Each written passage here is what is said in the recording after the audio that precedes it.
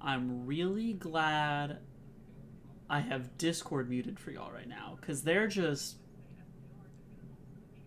fucking on one in the Discord chat right now. So we're just gonna ride this out. I'm gonna let them talk it out. I'm gonna let them figure it out. Oh, my lighting's messed up. No one told me. What the hell? No one told me. Alexa, ceiling off.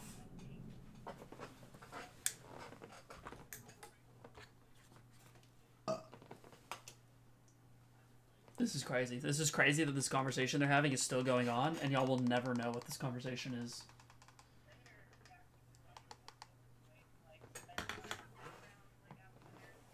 The lighting's good now. They're still going. This is crazy. Nope. Anyway, how's everyone doing? We all flowing, we all vibing. We gotta hit a little notification in the thing.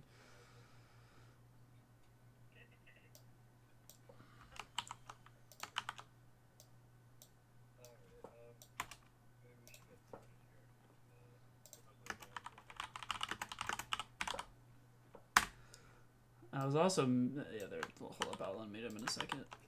He said let him cook. All right. I don't think they know I can hear them. I can hear everything they're saying, everything, and they don't know that.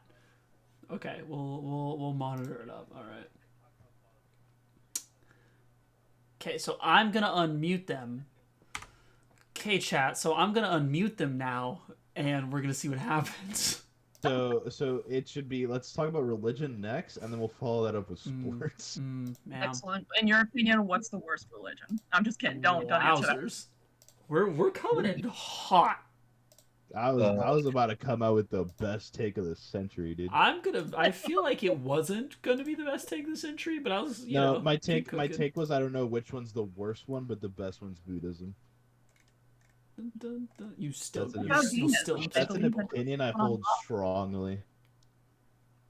Well, I would argue Jainism's better. Okay. So what did we do last session, huh, guys? What happened there? I like instigating. Oh boy, it's gonna be one of those nights. I can feel it already. Yes, sir. Yeah, I'm gonna go into a deep conversation with Moses Lieberman about the politics of like Catholicism in my world. Speaking of which, maybe we should do a recap of last time.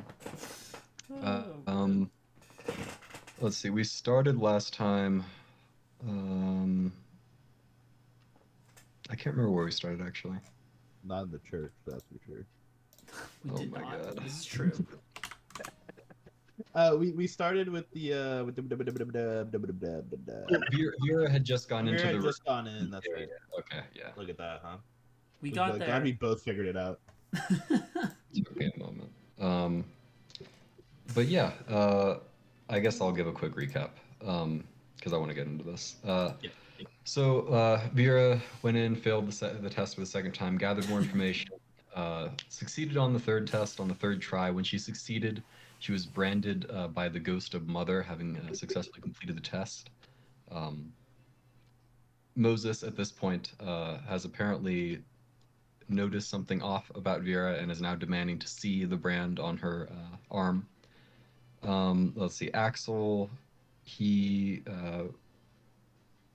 what did he do? I had my board game night. I think that was probably like the biggest thing Axel did. So he spent some time with Rachel. She appeared to flirt with him a little bit. Yes, sir. Very friendly with each other. Similarly, Lily was friendly with Alma, fixed up some clothes for her, took advantage of her access to the cabins of the staff, at least some of them. Not discovering too much. Discovering a necklace, I think, in Abigail's compartment, but not much more than that. I don't recall. I'm on the mysterious figure, that conversation. Oh yes. So that was last night in game. You saw someone, or Noir did. He noticed someone heading out of the compartment and spotted them. Checked out his cabin briefly. Didn't have a ton of time, unfortunately, so didn't get into too much detail there. It's a he. It is a he. But the following morning, you guys had kind of a funny conversation, trying to keep things normal so that the person doesn't realize that they've been caught on to, that you are now aware that everything you said in that room, which, as you so delicately pointed out, was pretty much everything. Hell yeah. This won't go poorly at all. Just in case, lay a little bit of bait, see if the person would bite. Yeah, Lily was trying to do some things with that. We'll see how that pans out. But in any case, like I said, you guys went for a late breakfast, and Moses barged into the train car here with Joseph Wallach in tow and his wife not far behind. And he demanded that Vera lift up the sleeve of her. I'll say it's her right arm, because why not? One. Oh wait, I meant to be my left one. Can it be my left? Okay, sure. It can be your left. Nice. I was like, you did say she could choose last time. I'll I back did her say up that. on that. That's fine. It's not important to me. It's perfectly fine. If Moses said right arm, I think we're good. True. True. He says Also- left arm. No, come on. No! God, Not my left arm! what an ingenious guy. His intuition is through the roof. He's the next Sherlock Holmes. Roll on that. How would you guys like to respond? I don't think I might have mentioned this last time. I don't know if he drew his wand or not. You I did did say not. you Yeah, he did. did. Okay, Also, yeah, me so- and Lily don't know about this, right? Because she never No, I told us didn't about this have- branding. Yeah. No, you guys were gonna tell each other a lot this morning, but then you had the Uh, whole issue with the hearing and stuff, so you didn't want to tell each True. other that much. Yeah. So I suppose I'd look over Vera. Fuck's he talking about? I look at Moses. What are the expressions of the buff dude and the wife? You can make an insight check. Okay. Also, my internet, I've been playing with it all day, so it's gonna be shit. No, your checks won't be shit at least. Woo! Gotta make up for that damn. shit internet. Okay, so Ilsa, Never she fails. looks very anxious and like really annoyed. She is clearly not happy with the way the tone that Moses is taking and sort of his general approach to the situation. Joseph Wallach, he has kind of a mixed expression. He hasn't been terribly negative towards Vera thus far. He's been fairly polite with her. You guys, he'd be a lot happier if like the hammer was coming down on Axel or Lily. But he is, he's here to protect his employer. He's not being overly hostile at the moment. He is really focused on like if Lily lunges at Moses, for example, like he's gonna shove Moses back and get in front. That's sort of his position right now. Okay, great. So okay, great. Vera kind of tilts her head and very misleadingly glances at her right wrist, glances back at Moses. She's like, "I'm sorry. What? I must have missed something, Mr. Lieberman. What's going on here?" He says, I sensed a commission seal on you, on your left arm. Raise up your sleeve, please. He knows that it's my left arm? Bullshit.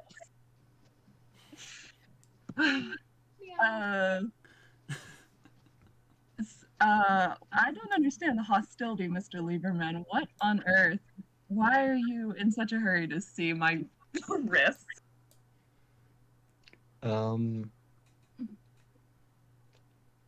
I look over to Miss Lieberman. I'm like, Miss Lieberman, I thought we had came to an agreement the last time. Did I miss something in the span of one night?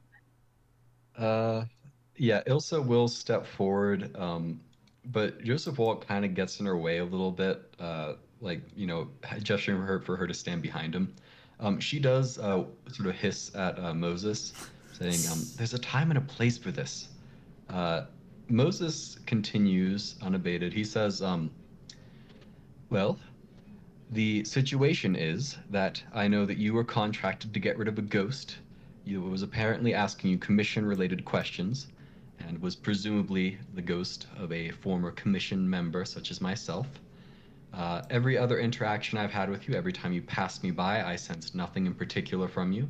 And then after you deal with the ghost problem, today, I sense a commission seal on you. My guess is that this ghost has given you the seal somehow, and that is highly unusual and very likely illegal. Illegal for the ghoster? During this talk, Lily would like to. I guess they're both sitting on the same thing, but switch to Noir being closer to the. Very subtle. That's fine. Lily hops over to the other seat. Nor moves over. Lily hops back. Nor was on my lap. No, Nora's a cat. I think it's fine. I'm kidding. I'm kidding. Yeah. Also, I was looking between just kind of acknowledging, but finally, Axel will kind of butt in and just go, "Okay, so the ghost gave her the seal. How is that illegal for her? It's not her fault." Moses, he says, I can't say for sure if she took the seal willingly, unwillingly, knowingly, or unknowingly. All I know is that it's a major issue, as she is not approved by the commission, and yet she has a commission seal. What sort of member of the commission would I be if I let that go unchallenged?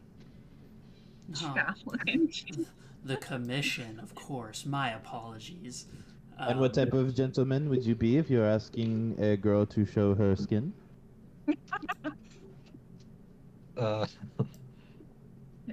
Moses doesn't respond to you. Oh, I thought that would get him. I can assure you, Mr. Lieberman, it certainly was not willingly. Listen, I wanted to get rid of that ghost. I was a little too relieved to be rid of it to truly notice what was going on. You can make a. I don't know. Are you being deceptive or persuasive right now? I'm being persuasive. I would say Vera was truly like, thank God. Okay. You can make a persuasion check. I already wasted my high roll on that insight. Let's go. No, you got 50 more. See, you're fine. Oh I don't know my what you're God. talking about. What are these rolls? It's making up for my shit note. Let's go. Okay. He deflates a little bit, and he says, "So you do admit it? You do possess a commission seal on your left arm?" If that is what this is, then I suppose that is so. Moving forward, I would completely be okay with removing it. He blinks. He says, "Well, I suppose first things first. As I requested earlier, you should let me examine it to ensure that it is in fact a commission seal." I kind of like glance back at Joseph, and I'm like, all right, as long as I can be assured that there will be no further conflict going forward. He says, "I take you at your word that you did not do this intentionally or knowingly. That said, this is a problem, and it will need to be dealt with one way or the other. We can explore potential ways of removing it that are as unintrusive as possible. I'll admit, I've never heard of a situation like this before, so I'm not entirely sure what those ways might be." Well, did Axel want to say something? Well, I was gonna say I go ahead and stand up and move over.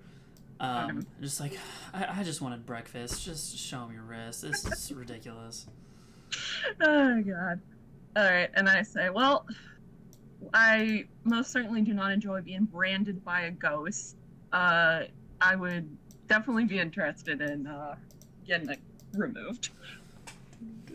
Okay. He puts out a hand, gesturing for you to place your left wrist into it so we can examine it. I glance at Ilsa. Is she calm now? What's her vibe? Yeah, she does appear to have calmed down a fair amount. She's relieved, it looks like. Okay, fine. All right, I very carefully land my wrist. Okay. For what it's worth, Moses does put his wand away, back in its Yeah. little sleeve holster. He takes the hand, looks at it closely. Okay. So he nods slowly. He says, "It's certainly a commissioned seal. There's something strange about it, though.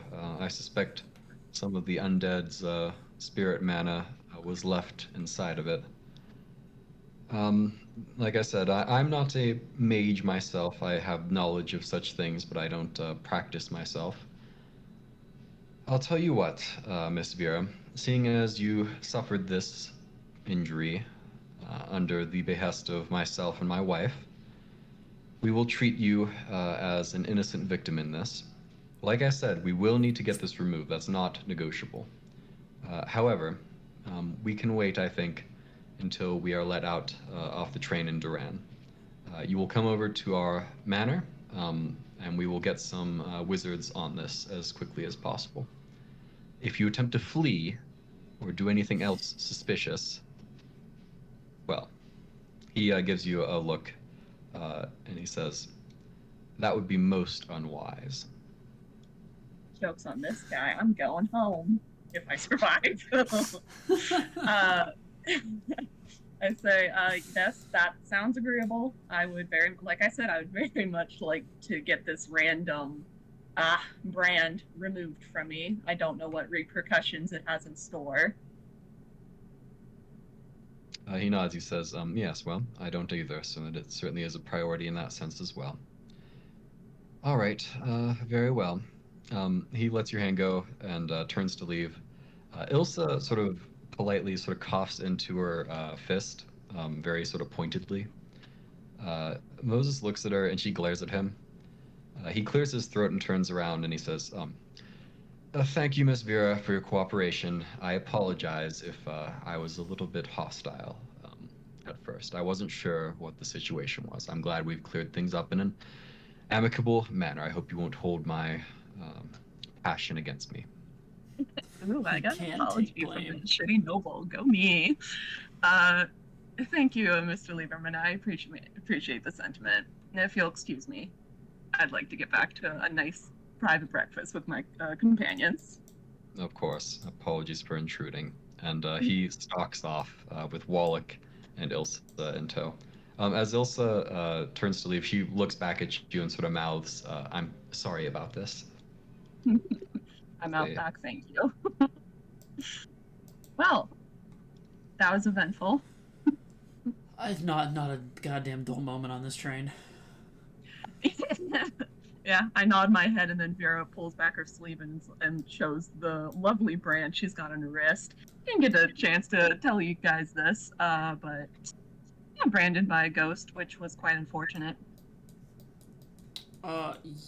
Yeah, that's not a... What is this? What does this brand look like, Sir Lord and Savior? So she got the Conjuration brand. I mean, it wouldn't have it. It looks like a runic symbol to you. I mean, you would have no context for like what it is. It looks like an ancient letter, I guess, would be your closest. I'm quite curious to know what powers it holds, but at the same time, common sense tells me it's probably not smart to mess around with something the undead gave me. Yeah, but could be fun. While she's doing this, can I try to send some mana from the seal? Sure.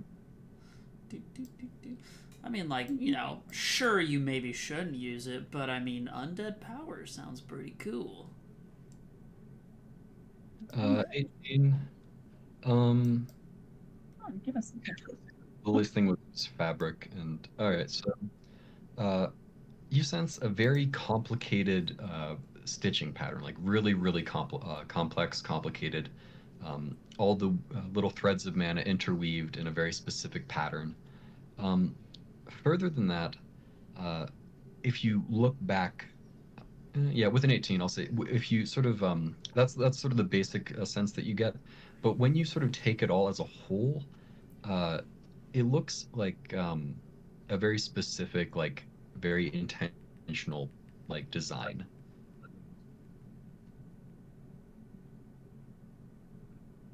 Okay. Let the conversation continue. Yeah, I mean, I just made my little comment. But yeah, no. Yeah. So, I mean, not like he, knows that you're not going to be here once we finish this stupid train job. But what are you going to do? Yes. Well, all I can hope is that once I go home, this thing will disappear on its own. Having it in the real world would be kind of cool, though, huh? Yes, having connection to a mysterious undead ghost would be troublesome. I see no issue. So before that mess started, I do believe we were talking about the pocket watch, right? We were examining. Yeah, we were kind of looking at it. I think Lily had it last, I believe. Yeah. I was like, I think she kind of tried to open it, or No, did I the same tried to check that try it. Axel. Yeah, did the same check that Axel did, I was trying to mess with it. and didn't really get much. Yeah, I don't know. I mean, like I said, I found it in the drawers of the ghost room under some stuff. It clearly was trying to be hidden to some extent. So that's all I know. Maybe the little girl stole it, thinking it would look good. But regardless, I do not think we should return it. At least not yet. The ghost didn't seem to have any ability to mess with physical objects, though. That is true, but I do not know of another way it could have gotten there. Yeah, I mean- I think we'll try to see if we can somehow get it open without possibly breaking it before giving it back or just doing something with it. Well, besides that, anything else that anyone needs to report on? I do kind of think that you were onto something, though, when you said that the killer likes to place stolen items on their victims. I mean, maybe they were planning to kill their next victim in the empty ghost room. Maybe, possibly. I think we have made that easier indirectly. We don't have any way to. Granted, though, I look at Axel and Vera. I don't know about you two, but maybe allowing a murder might be easier to catch the killer. I have no personal connections with anybody here. Maybe what? Say that again? Maybe allowing the murder might be easier. Gives us clues.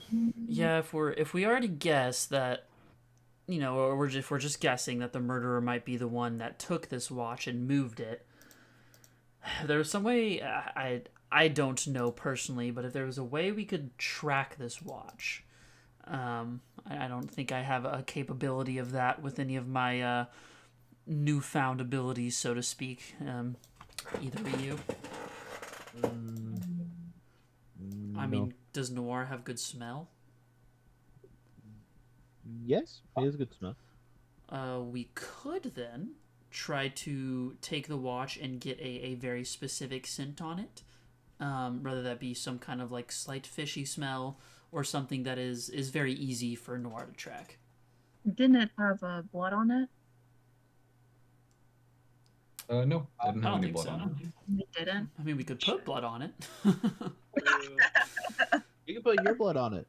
Yeah, I should point out, actually. in terms of Noir's like smelling ability, these train compartments are like sealed, like. So you'd it'd have to somewhat be in the limited. train compartment. Yeah. Okay. Question, and I guess this is gonna be more meta, and you can give me whatever answer to the extent that I know. I know that my blood is like kind of what carries my magic. I guess this is something that I might have to test, which is fine. But can I sense my blood when it's out of my body? Like when I was getting beat up, and the blood was like on the ground. Was there something to that, or do I not know because I wasn't really looking for it, which is valid. Yeah, you don't know because you weren't looking for it. I mean, you Okay. get the sense that if the mana is in your blood and you spill your blood, you should be able to sense it even if it's outside of your body. You're not entirely sure how that works, though. Okay. Well, yeah. I mean, seeing as my power flows from my blood, there is a world I could put a little bit of my blood on it, maybe to some extent, and sense it. We could test that theory later. I assume we were. Lily would like to make a sleight of hand check to prick Axel. Oh my god. Are you doing this like under the table? I suppose. I mean, this is a player thing. You guys can involve me if you want, but If I you're was just doing gonna it prick you while under, you're doing something. I was gonna say if Yeah. you're doing this under the table, Axel's not looking for it, and I'm cool with you swinging that. Okay. I was like, if you're just over the top, gripping and ripping, he's gonna be like, "What the fuck are you doing?" No, I was like, I'd be trying to do it stealthily. So yeah, I guess under the table would be the best. Yeah. In that Distraction. case, I get you can go ahead. Okay. I suppose that happens. I'm just Ooh, 23. there. You go. Oh. Yeah, I suppose I get pricked. I'm just like, what the fuck was that? And I'm like looking under the table, like trying to figure out what's. Yeah, I come up and I have a little needle from the sewing kit or something, or just anything. You know, Can you sense it? you could have just asked, dipshit. But That was fun. I will close my eyes and get into my meditative mode. You know, kind of putting the hands up as I've been taught by Lily. Yeah. Do I sense my blood from a distance? I can make a mana sense check. All right. How did I know that was coming up? How about a nat 20? Hey, nat 20, huh? Nat 19. Yeah. So I'll say with That's this, my it's fucking a nat pretty 20. one-to-one Gonna kill one-to-one comparison in terms of the sensation. You can feel the blood. That said, with a nat 20, I'll say it's not. You feel the mana fading slowly, Okay. and you feel like it's not gonna be around like that much longer. So like you can sense it when it like immediately leaves your body, but if it was just like a dry blood stain, you It's get the not sense gonna it be would there. probably not. Yeah. Okay. Yeah, I do sense it, but it's not gonna last long. I already feel it fading away, so not a bad idea, but it's not quite working. Okay. At least not for long term. You guys already tried to send mana from the pocket watch, right? Didn't we do that last session? Yes, and I think I don't think I rolled well for it though. I was like, I think we kind of got like there's something, but you got no idea. I think is kind of the. Yeah, I think I got like a fat 12 or 14 on it, so probably not great. Why was that I my think nat 20? I'm so annoyed that was my 20. Wait, I guess. I was gonna ask if I could use my detect magic spell on it, but is that the same as mana sense? I mean, no. You have a sense of what your detect magic can do. It's specifically about like cast spells. So yeah, if it's like a specific cast spell, you're able to detect it with that. For more general things, it's mana sense. Like there's lots of other types of magic aside from literal like cast incantations. So that's what mana sense is for. For Lily, since it's like threads and fabrics and things of that nature, could I is there any way for me to mess with mana? Like pull on the thread of the fabric? Sure, you can try that if you want. What are you gonna try it on? I'll try it on myself. Okay, you can make a mana control check. You said I'll try to fuck up my shit. Okay.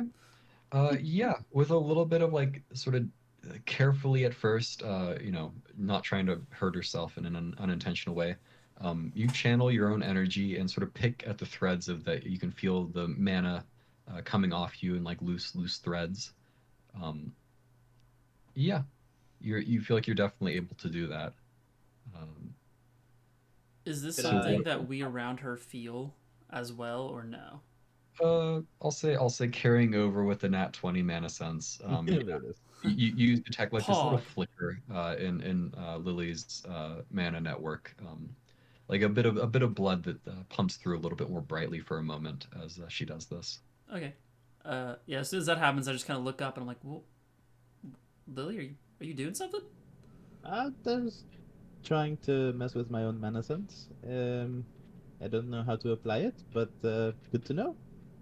Interesting. Yeah, I felt that for a second. There was a little bit of little bit of something there. Yeah. I guess with that, the quickest the way I can think of applying it would be like to ensue some of my mana towards the watch and then maybe detect it. I mean, granted, we could just smear it with fish and then I just go every cabin smelling. Also a possibility. Yeah, I mean, you know, always an option. And really, if we're going to smear the fish and put it back where it was, we would only have to check that cabin until it's gone, and then we would know that it's a problem that we need to pay attention for. And second part of that, if that is the plan, we should probably return it as soon as possible before whoever put it there realizes it's gone. Yeah. Yeah. There was also I mean, we could do a stakeout, so there was a bathroom in there. Maybe hide someone in there and kind of listen for them to come back. Yeah, I mean, Noir's your eyes, so I don't know if you want Noir sitting in there the whole time. But if No. we're going for a scent thing, I don't know how good me and Vera over here are at smelling. Hmm.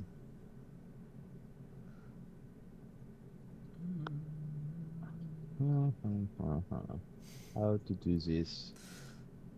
Long story short, I don't know if any of us are just going to sit in that bathroom for hours on end. What? You guys don't want to? Yeah, the only two that are any good at stealth are Lily and Noir, so it'd be up to you two. She's like, fuck, what have I gotten myself into? That does not sound like fun. I do not want to do it. Well, you know, it's only our fates on the line, but that, you know, that aside, yeah, I mean, past that, I don't really know, because we don't know enough about this world in order to do any kind of track and shit. So that's pretty much all I got right now on that end. Anyway, we can always wrap back to that. Anyone else have any crucial information? And did we, when we ended, did Lily explain why she was weird? Yeah, I wrote it below, like in notes. That's right. Yeah, you guys are aware of the person in the apartment next to Axel's. Yeah, I guess just follow my saying. You know, and anything else? Anyone? No, not that I can think of. As you guys finish your breakfast, time passes. Like I said, you guys kind of had a late start with everything. So I'll say at this point it's about midday. What would you guys like to do? I would like to... Like, Lily would like to try to find some sort of equipment that she can, like, makeshift arrows out of. I don't know how that's gonna work. I don't know how I'm gonna do it, but I want to do it. But I would like to spend some time investigating and trying to get some materials to make that happen, though. Whether it's, like, I don't know, like asking Alma for, like, knives? Or... yeah, I don't know. Or just, like, pieces of metal or something that maybe I can make shift into arrows. Okay. So you can make a intelligence check. When is that tournament thing? Or did you roll already? Rachel said she was organizing it for this afternoon, which would be, you know, so starting like fairly soon. With a 10, I'll say you ask her for knives, and she's willing to give you some knives that are just, you know, like the most she would give you is like steak knives, basically. Yeah. Which she's okay with you borrowing. They aren't long enough to become arrows in any meaningful sense. Yes, but then could I find sticks and fabric, and with my ingenious crafting ability, make them? If you can come up with an idea where you'd find the appropriate sticks of that. Going into the storage room and breaking a box. There it is. You're gonna try to get into the storage. I was wondering when the Yeah. storage room was gonna be Okay. sad. It's like this has to be eventually. Okay. So we can do that first. So Lily, I assume you take Noir with you. Yeah. Okay. We can zoom you over. Yay! I love these. Me too. There you go. We. Goodbye, Hi, everybody. Rachel. Bye, Rachel. Hi, That was the Rena. whole. That Bye, was the whole Rena. gang. The whole gang was there, dude.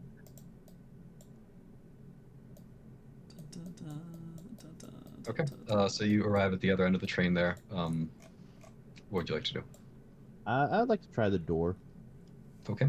You see the padlock on it that is currently locked. Well, shit. I would like to pickpocket it with my fingers. Not pickpocket. No, you said pickpocket. We heard you. Okay. I would like. Train's not going fast enough to make it an excuse. How strong is that padlock looking? You can make a perception check. How beefy is that padlock? You don't know. It looks pretty strong, but hard to say. Okay. Noir, I look around. And Noir, it would like to take a swipe at it in his hellhound form. Oh my god. Noir, so go ahead and make an attack roll. And then, well, yeah, make an attack roll for the whatever attack you're using. I guess just this is like how to do it, right? Or would just be like I'd have to like, I don't know how to just do one. You should be able to. You shouldn't need a target. You have a bite. Well, yeah, that's kind of what you can do. Yeah, it says no selected attacker. Really? Are you Okay. sure about that? I was like, I can just do it manually. Yeah, you just do manually then. Let me see. What is to hit? Oh wait, can I just do this? No. We're fucking around finding it. Plus 5 to hit. So you roll a d20 plus 5. Yeah, it is. I was just trying to click and see if maybe it would do it automatically. Sheesh. Okay. Noir shifts into the Hellhound form and takes a solid chunk out of the thing. I won't have you roll damage. Basically, Noir, intentionally or not, bites the lock off and sort of spits it on the ground and happily looks up at you. I pet him. That is my good boy. Yeah, in terms of like just to describe it a little bit, there is a bit of like a heat element as well when he's in Hellhound form. So like there's like sort of scorched bite marks around the area where the lock was. That is fun. I open the door. Perfect. I would like to make. I close the door. I'd like to make a quick investigation check to see if anybody else is in here, for better or worse. He's about to break down the supply train for arrows. You can make an investigation check with advantage. Oh, actually, you're just checking to see if people are in here. Yeah. You I don't was like, need to- since Buffer would hid so well. Yeah, no. Look you- out you- for the snipers. Yeah, Check look out the for bushes. in the bushes. Check You the check, bushes. you check behind all the like bags and stuff, and you're confident. Like there aren't a ton of hiding places in here, despite all the boxes and stuff. And you check all the hiding places. There's no one in Okay, here. but Hudson, did he look in the bushes? There's that's no important. bushes, unfortunately. Okay. Looking at the storage, I would like to not break a box and just like break the pallets instead. Or Okay, I'll say Whatever. you can make a perception check real quick. This is sight. perfect. So I guess it'd be with Noir. Yeah, it would be with Noir. Well, no, it's with Lily. Okay. But what if he wants to hear the pallets? You said perception. Okay, interesting. You guys have been rolling really high tonight. I feel like. Yeah.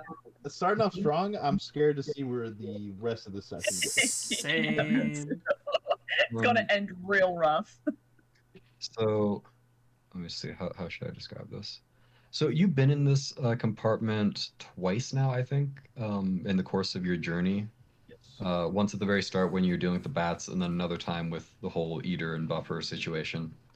Um, so you, I mean, there's a lot of stuff in here. So you could be forgiven for not noticing if something was shifted around. However, Lily, the perceptive young lady that she is, does notice that the boxes in this corner here, the crates, they've been shifted. They aren't in the same formation. Everything else around it appears to be, but this particular box of crates has been shifted around. Ooh. I am intrigued and would like to fuck around and possibly find out. he's would he's you on the like- flowchart right now. Noir would like to smell or hear if it's like any ticking or any movement, and smell for the same thing, Okay, and then yeah. let's do that first. Go ahead and make a smell check with Nor. There you go. There's some 13. passes. Well, I mean, you don't have to roll super high for this. There is the smell of blood underneath the crates. Oh, I am You intrigued. more detailed than that though with the 13. Yeah, Lily would like to move the boxes and find Okay. out. So with you, well, yeah, with you and Noir's help, I suppose you're being like caught. You're not doing this like haphazardly. No, I'm being very, very cautious about this. Okay, so you just lift one at a time and sort of stack it on the side, take another, being very slow and careful. When you have all the boxes moved in sort of a pile in the space behind you there, um, revealed beneath the crates are a number, I'll say 4 different sort of circular patterns drawn in blood, with runic symbols drawn inside of each of the circular patterns. Oh no. Do the runic symbols resembles the conjuration one at all? Curiously enough, one of them does. Yes. That's so It's crazy. not all of them, but one of the circles does have a very prominent. It's listed several times in that circle. Okay. I would like to jot down the runes somewhere. Kind of keep them to note, and it is definitely in blood. Can I tell the difference if it's animal or human? You can make a perception check, just sight. Or actually, no, I'll say this will be a medicine check. Okay. I'm good at those. Okay. That's the wrong medicine check, but that's okay. I mean, it doesn't matter. Actually, what's the same for you? A +2 to interesting. Yeah. You are not sure. Yeah, fair enough. How big is this? Is this like fairly small or? Yeah, so like I said, there are 4 circles. Moderate. I mean, they're not like big and not small. Like they were able to be hidden underneath like those 4 large crates. So they're not like huge, but they're not like small either. I mean, if I had to give like a specific diameter, I'd say like 1.5 feet or so for each of them.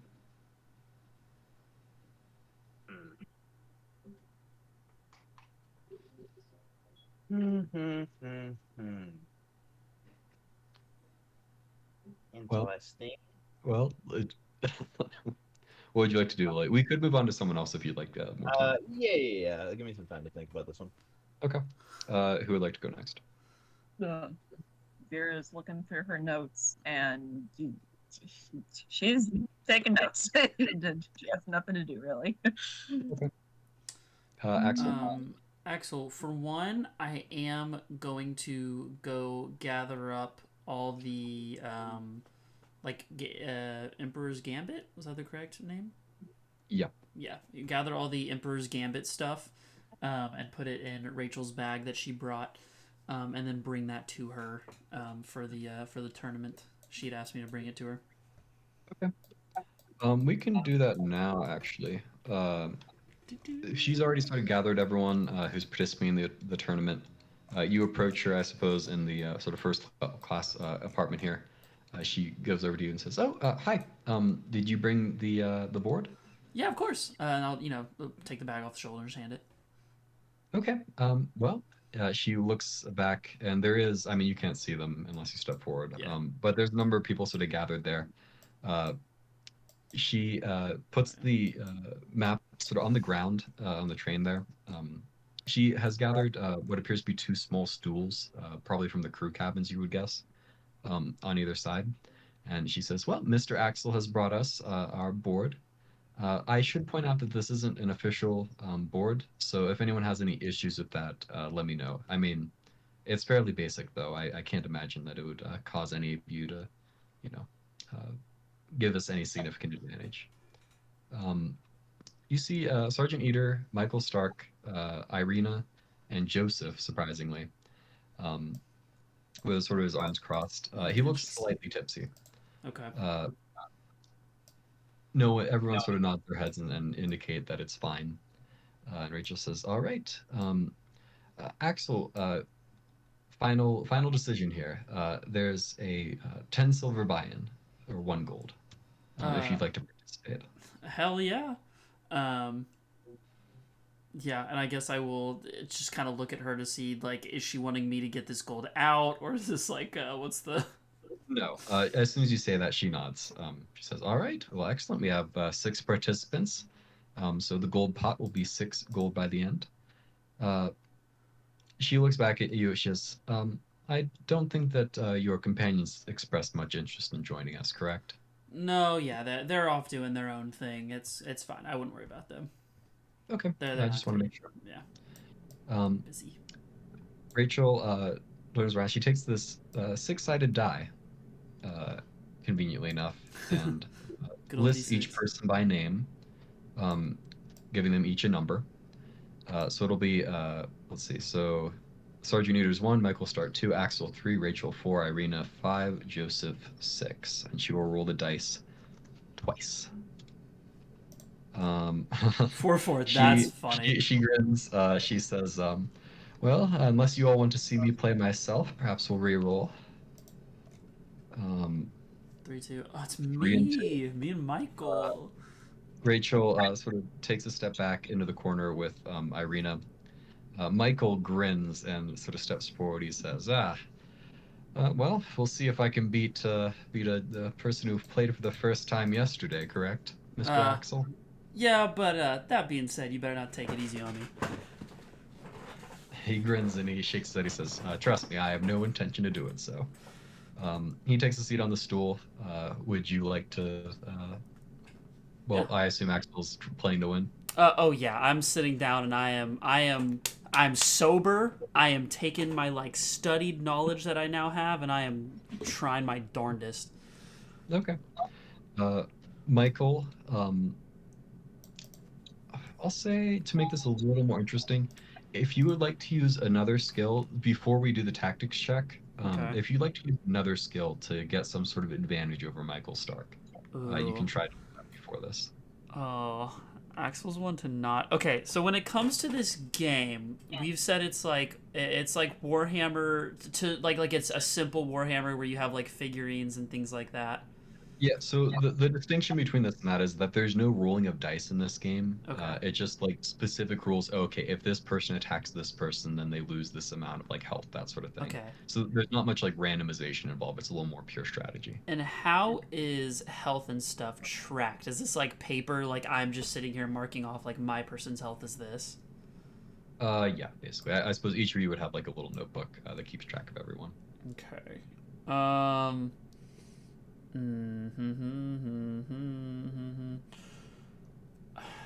No, I think Axel won't like do anything weird yet. Like I don't think he'd cheat. He will, I think, try to gauge if he is a more, because I'm assuming, right, there's multiple strategies to this game, and so the only advantage I could see him doing is kind of trying to take his like fighting experience and gauge if he is like a very offensive person or a very defensive person, and then try to like abuse that knowledge. I suppose like an insight check just to kind of gauge his vibe of like what kind of player he's gonna be. Okay. Yeah, that's valid. I'll say you can make an insight check with advantage. Okay. Oh, sheesh. Okay. Oh, well, they're both 20s. Can I get can I get some special Are for they two both 20s? 20s? They're Yeah, both they're 20s. both 20. That's gotta be like, that's 3 nat 20s gone to some bullshit. I'm gonna lose my mind. Yeah, Yeah. he just wins the tournament, right? I mean, Yeah, how like many that's people just roll two nat 20s? dubs. That is unfortunate. I rolls with that. I'll say though, I mean, Michael Stark, he's definitely a more defensive style person. Okay. He's very cautious. So the merchant that he is, he only takes like very calculated risks. Yes. So I'll say with that insight, you can have advantage on the tactics check for sure. What about triple advantage? Because I double nat 20. How do you feel about that? I feel bad, but no, you got the nat 20. Yeah, I thought I'd try. All Okay, you have to beat a 10. Shouldn't be too hard. Oh, famous last words. He not once here, and it all went through. We make it. We made it work. We made it work. Right. Yeah, with the 9. No, yeah, with the 5, it would have been. Yeah. Advantage was important.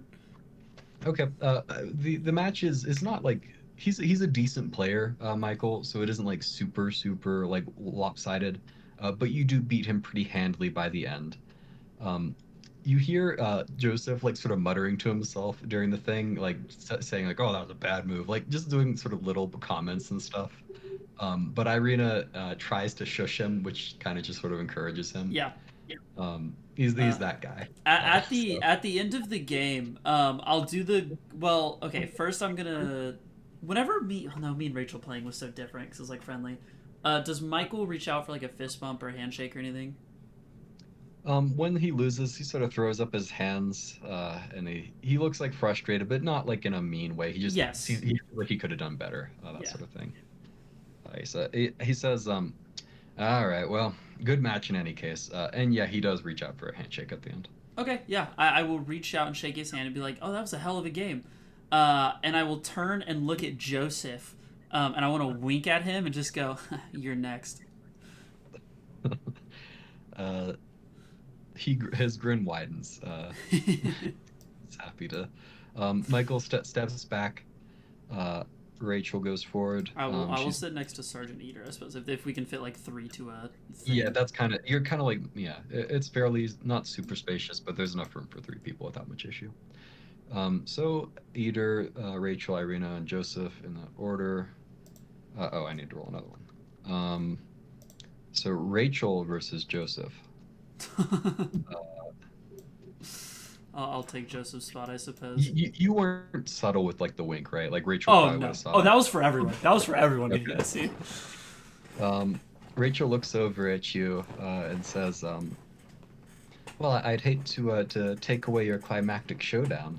Oh no! Hey, if you beat him, I'm also happy. And I turn and look at Joseph, and I'm like, God, you also still better not go easy on her, cause she's pretty damn good. Joseph sort of puffs his chest out and lets out a snort. He says, "I've been playing Emperor's Gambit since longer than you 2 were born. Let's do this." It's gonna be real embarrassing when you lose, then, huh? And I just kind of sit back in my little chair there. Okay. If you would like to, and because that does sort of get a rise out of him too, he sort of like glances over at you. You could try to distract him during the match. Just get his like emotions running a little high. If you'd like to try that, you can. I do this. Yeah, I would definitely be fucking with him. Okay. So I think maybe not every move, even if it was like the most logical move, I'll just go a little or like we'll sit there for a little bit and like he'll do something. I go okay. I'll just do things like that. All right, go ahead and make an intimidation check with advantage. Okay. Sheesh. Okay. What are these rolls? 18 and 1. That's funny. I'll say he's sufficiently distracted with that he will have a disadvantage on his roll. Rachel will just normally. We're getting into his good graces. That's the good thing. What, Joseph? Okay. Oh, yeah. Yeah. Rachel, with Let's Joseph, go! like, it starts out fairly like even, more or less, and then like Joseph just gets increasingly frustrated as she has a more defensive strategy, and he just wants to like engage in like an open combat. That's more his style. No. And he tries to force it over and over again until he's just left with very little, and she has more than enough reserve forces to just deal with him. He sort of shouts at the end and grumbles. He says, and he begins like sort of swearing and muttering to himself. Yeah. He sort of stalks off. after that match. I'm assuming because I mean Rachel, let's see, 20. Like we played a very good game, right? Like she played very Yeah. well. She was playing better, if anything, better than she was last night. Yeah. I would definitely kind of give her a big smile and be like, hey, that was pretty damn good. She grins and says, "Oh, thanks. I like to think that I can, play a pretty mean game when I try." She goes over and sits next to Irina, and sort of holds Irina's hand for a moment before Irina and Sergeant Eater make their match. I assume you're not going to mess with them. No, no. Okay. Nothing against these If two. anything, I'll just like small talk with Rachel. Just probably mostly talking about the game actually at this point because Axel's very invested. Just being like, oh, like why did they make that move? What is that? That kind of thing. Okay. Yeah, by the end, Irina and Eater, you get the sense just based off the way they're playing, they're not particularly good or particularly bad. But Irina's strategies just sort of win out over Eater's at the end. He grins amicably after the game is done and shakes Irina's hand before going and sitting back. Irina very giddily hops over towards Rachel, grabs her hands, and they sort of jump down in the air together with Irina. Sort of, I did it. I won. I beat him. Rachel steps out after they're done celebrating. Wait, did I do this? Yes, so 6 divided by 2 is in fact 3. Yeah. Rachel looks at you, Axel, because how would this work? I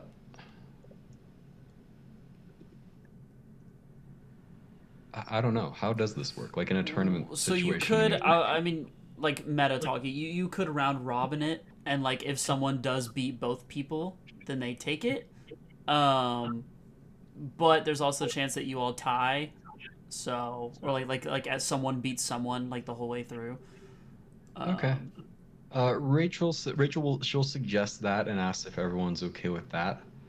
Irina raises a hand though and says, if it's all the same to you, Rachel, I think you and Axel should probably just play. I'm not as good at it as you are, and I'm pretty confident that you two are more skilled players than I am. Are you sure, Irina? I mean, I don't want to. I was like, Axel would not want to just like take the finals. He'd be very like, are you sure? Like, I don't want to. Irina nods and says, "It's okay. It's a friendly tournament, right? And frankly, I'm happy with my one win. I wouldn't want to, follow that with a crushing defeat." Yeah, I'll just kind of chuckle and go, to each their own. I guess that's fair. And look up at Rachel. All right. Like If you don't mind, then Axel, shall we get started? I suppose so. And walking up, I'll sit down on my stool and just smile and be like, you seem to play a little better sober, which concerns me. She grins and says, well, we could always quickly chug a bottle if you have it with you. Damn it, I knew I forgot something. She starts, I'll give you the same opportunity. Is there anything, another skill you'd like to use to try to gain an advantage here? He would. I was like, if he was playing someone else, he'd do something different here. But probably the same thing. And I had like kind of knowing her strategy. I guess in this case, just try to in his head be like, okay, this is how she has played before. Like this is what I should do to beat that. So nothing in particular other than like prior knowledge, really. I was like, he wouldn't try any underhanded tactics against Rachel. Nothing, no cheating, no distractions, nothing like that. All right. Would you like to make an insight check? Yeah. It's up to you. Okay. Yeah, I mean, he definitely would. Like, he's okay with doing that, trying to get a read on what her. Yeah, go ahead and make an insight check. Yes, sir. There it is, baby. There we go. There it is. Back to the original. So, yeah, go ahead and roll with disadvantage. Oh, you're so lame. I knew you were gonna do this to me. No way, I made a 19. So Rachel, she appears to have read you, and seeing you trying to sort of take advantage of the fact that you played with her a few times, you've seen some of her strategies. She goes in an entirely different direction. She switches to her second deck, so to speak. and she beats you pretty handily. It's not very close. She sort of takes an initial lead and just keeps hammering it home until you get crushed in the end. Um, Yeah, after I lose, I'm just smiling, like nodding. And I just look up and I'm like, you know what? I guess I still got a lot to learn. she grins and gives you a wink, and she says, "Hey, you can always earn it back with the deal we talked about." And she reaches out a hand to shake yours. Fair enough, fair enough. And I will shake her hand back. She grins and steps over and celebrates a little bit with Irina. Michael Stark and Sergeant Eater politely clap at the end for the victor there and for the match in general. Yeah, I'll say that'll conclude the tournament for now. Going back to Lily. What are you doing What with the would blood? you like to do? I would like to imbue this with my mana somehow. Since I pulled the thread earlier, I would like to. I understand. Yeah. You can make a mana control check. He's like, no, I understand. Just you're dead now. So, GG's. Augers. Okay. I'll put it this way. You take your mana, like again, sort of visualize it like pulling threads from sort of the ball of yarn that is yourself. Sort of reaching out those threads and trying to sort of figure out where it can be slipped in and sort of stitched together with the existing mana that is already in the runic spheres. I'll say, is there any particular circle that you're trying to do first, or are you trying to do all of them at once? Probably the one that's. I mean, I guess because how many are there? There's 4. 4. The only one you had any recognition of was the one with the conjuration stuff. When it's written, is it like it just context clues? Does it appear to have like an order to it? You can make an intelligence check. I will say this is a fairly high DC though. Yeah, 12. So is it about 10? No, that is not a high DC. Well, you're looking at this. I mean, it looks like some occults. It looks like satanic sort of stuff to you. I mean, you wouldn't really have a context for which one would. Well, Lily was satanic. So he does have a hellhound. It checks out, to be honest. No, I guess I just do it the one that I recognize the most. Okay, the one with the conjuration runes on it. Yeah. I mean, recognize the most is such a vague term. I've seen this before once. On my friend's wrist. Not even my newfound partner's wrist. For 30 seconds today. There's no way this goes wrong. Just a second. No shot. He's like, all right, like, let me find a new character sheet like, for you. If anything, to give it to maybe help you a bit, or not help you a bit, depending on how it goes. I am assuming this is like a Lilith thing, and if anything, I'm trying to get into contact. I understand that might be your intention. Okay, cool. My nose. I mean, it sounds to me. I mean, you said you want to try to imbue one of the circles with mana. That's correct. Yes. Okay. So with a 13, you do, like I said, you managed to take the thread out, pull it around the runes, trying to sort of stitch it in where you feel like it's designed to be stitched in with. The rune, the circle glows brightly as it is activated. You feel this sort of cold sensation all around you as these ghostly apparitions. Sorry. Oh, shit. You're forgiven. Just don't let it happen again. Please. Oh, you done fucked up. Nah, at least there's not 5 of them. Just 4 of them. Yeah, they appear floating around you, all sort of facing you. Okay. They're not saying anything? Nope. Cool. The circle, however, is still glowing brightly. Cool. Weirdly enough, quick mana sense check to see what the fuck is up with the runes, and/or specters. Okay, sure. Why? I don't understand. 14. So you feel a fair amount of mana emanating from the rune symbol, a lot more than what you put in with it. You get the sense it was kind of like a I mean, I'm not sure how you would say this in terms of fabric, but I mean, it was kind of a like a bomb that you had to activate, and now it is Perfect. activated. The specters, it's a somewhat similar sense as when you felt mother. So these are not phantasms that are a little bit more friendly. These are definitely just spirits that Ooh. do not have any specific sense of personality to them. Do they appear to be in aggressive or in a hostile way?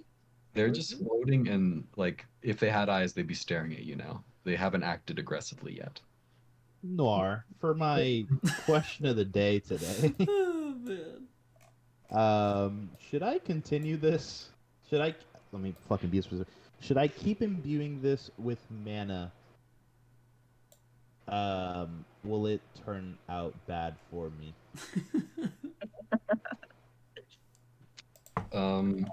Okay. Uh, so technically that's a 10-minute ritual, I think. That's a 1 minute. I thought. A 1 minute ritual. Okay, that's actually not so bad. All right. Sure. All right, can you repeat the question again? Sorry. Yeah, if I keep imbuing this with mana, does it turn out bad for me?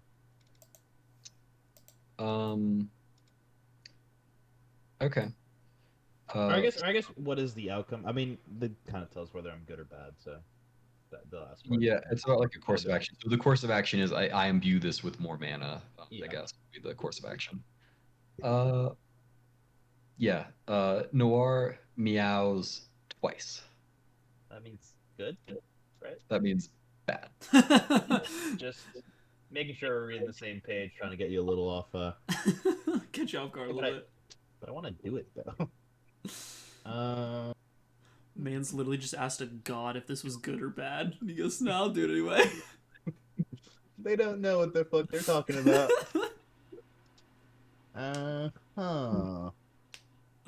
Well, You can go and make a perception check. Oh, actually, I'll say go ahead and make a perception check with disadvantage. This is per sight, so it'll be a disadvantage. Just because of the way Noir is placed. Yikers. Oh, actually, no, wait. Okay, we'll take whatever the. All right, so that would have been a 12. Okay, let me roll something real quick. Oh, he got lucky. He got lucky.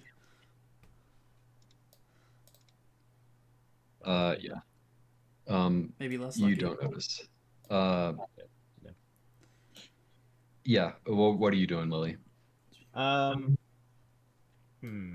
guess I'm looking at Noir and trying to kind of gauge what the animal instincts of the situation are. Just trust the cat. Okay. Noir can make an insight check, I guess. Is that what you're looking for? Yeah, I guess insight. Okay. I'm gonna make an insight check. Not bad. Yeah, Noir's instincts, which Noir has both like animal instincts and like more supernatural spiritual instincts. Noir's instincts are that these specters are waiting for an order. They've been designed in a specific way to respond to the person who activated the rune. You're the person who activated the rune. They're waiting for the order that you're supposed to give.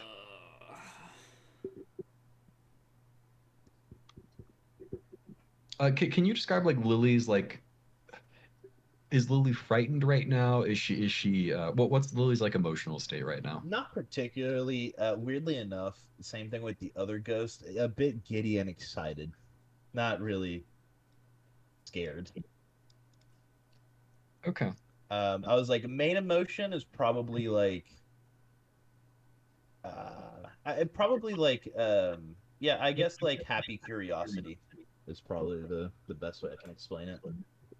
Okay. All right. One final thing.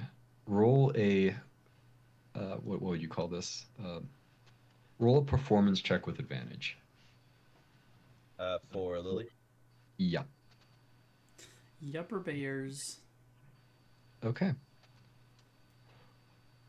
guys are throwing me off my game here. Yeah, we've had pretty consistently good rolls. The door does open up, and a hooded man steps through and Oh closes the door. shit! Oh no. He looks over at you and he says, "Hello, Miss Lily." Hello, Mr. Hooded Figure. Good response. My name is Enoch Fetterman. My name is Lily, but you already knew that. I see that you found my ritual. Yes, very interesting. What are your intentions here, Lily? Morbid curiosity. I do not know if you have this saying in your world, but well, curiosity kills the cat, and I'm imagine this might go the same way, but curiosity nonetheless. All right. Are you aware? What was a big echo just then?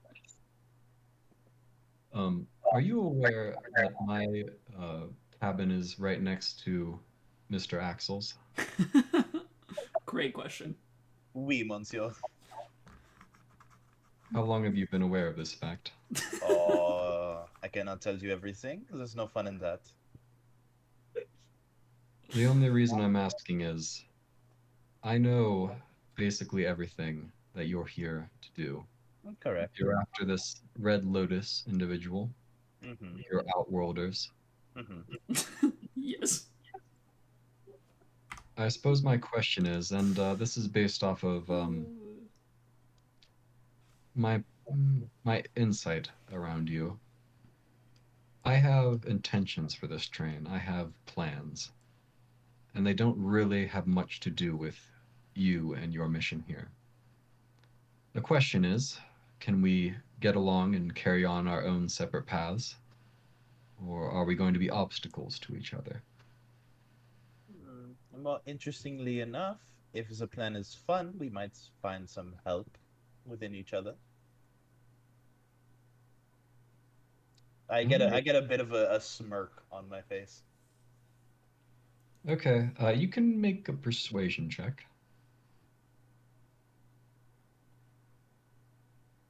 Oh my god, what are with these rolls? Let's keep it going, baby. Stay mad, DM. Stay mad, On DM. armor. Stay mad. He throws back his hood. He's a younger dude. You get the sense like probably like 18, 19, so not very old at all. But he is quite tall. He has kind of a fairly roguish face, just short brown hair. If anything, he looks like a kind of like a a kid on Halloween, kind of playing dress up. Now that he has his hood off, before he looked somewhat intimidating. Yeah. Now significantly less so. He says, "All right, maybe we could work together. We could be useful to each other, I suppose. My plan is to hold this train for ransom, about a day out of Duran.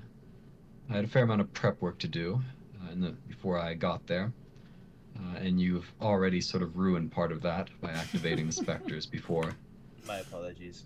chance. Well, no use crying over spilt milk, I suppose. Maybe we can talk about ways that you might be able to make it up to me." They have milk. I do not like the wording, but I like where this is going. And I sit down and I pat the floor next to me. He steps forward, somewhat cautiously, not getting too close to you, but he drags a crate and sits down on it. He says, "Well, in any case, my plan is to co-opt the magical defenses, the barrier that keeps everything moving in the train, and use it for my own purposes to keep people from escaping. Once I do that, and everyone is trapped inside their train cars, I negotiate with the Halcyon who inevitably come here, and get a significant payout. I have an escape strategy, although I don't feel the need to inform you of that particular strategy. No. But yeah, those are my general plans. What are your thoughts on that? Hmm. Well, I am from another world, and as you already know, and in my world I'm a pretty big fan of cinema, movies. I do not know if you have that there, but I love a good old western, and I love train heist and heists of the sort. So I think this is a good plan.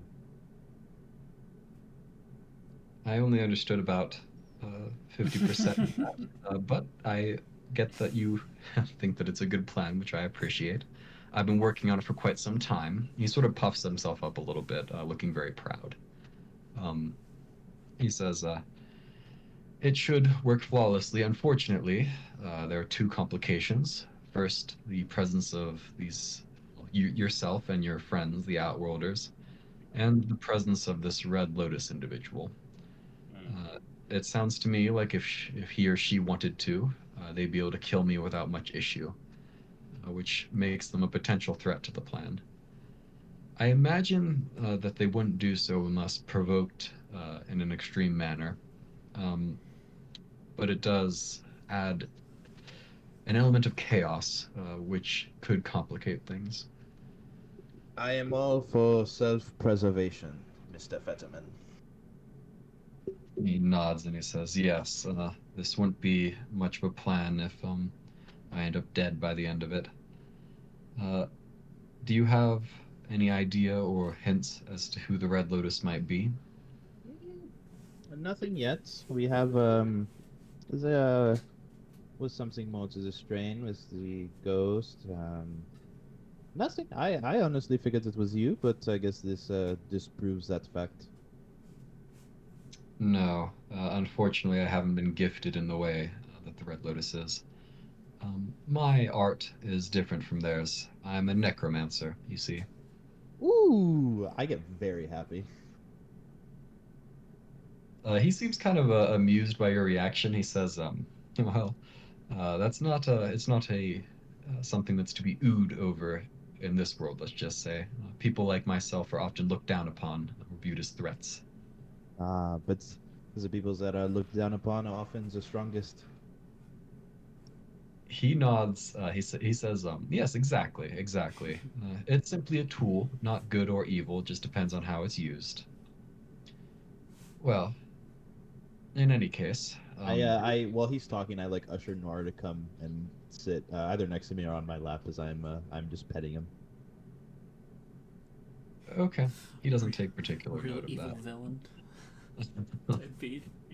Um, he says, "Well, one part of my plan was to use these specters to prevent, well, you and your friends or any other individuals who are able to escape from the wards that I'm setting up.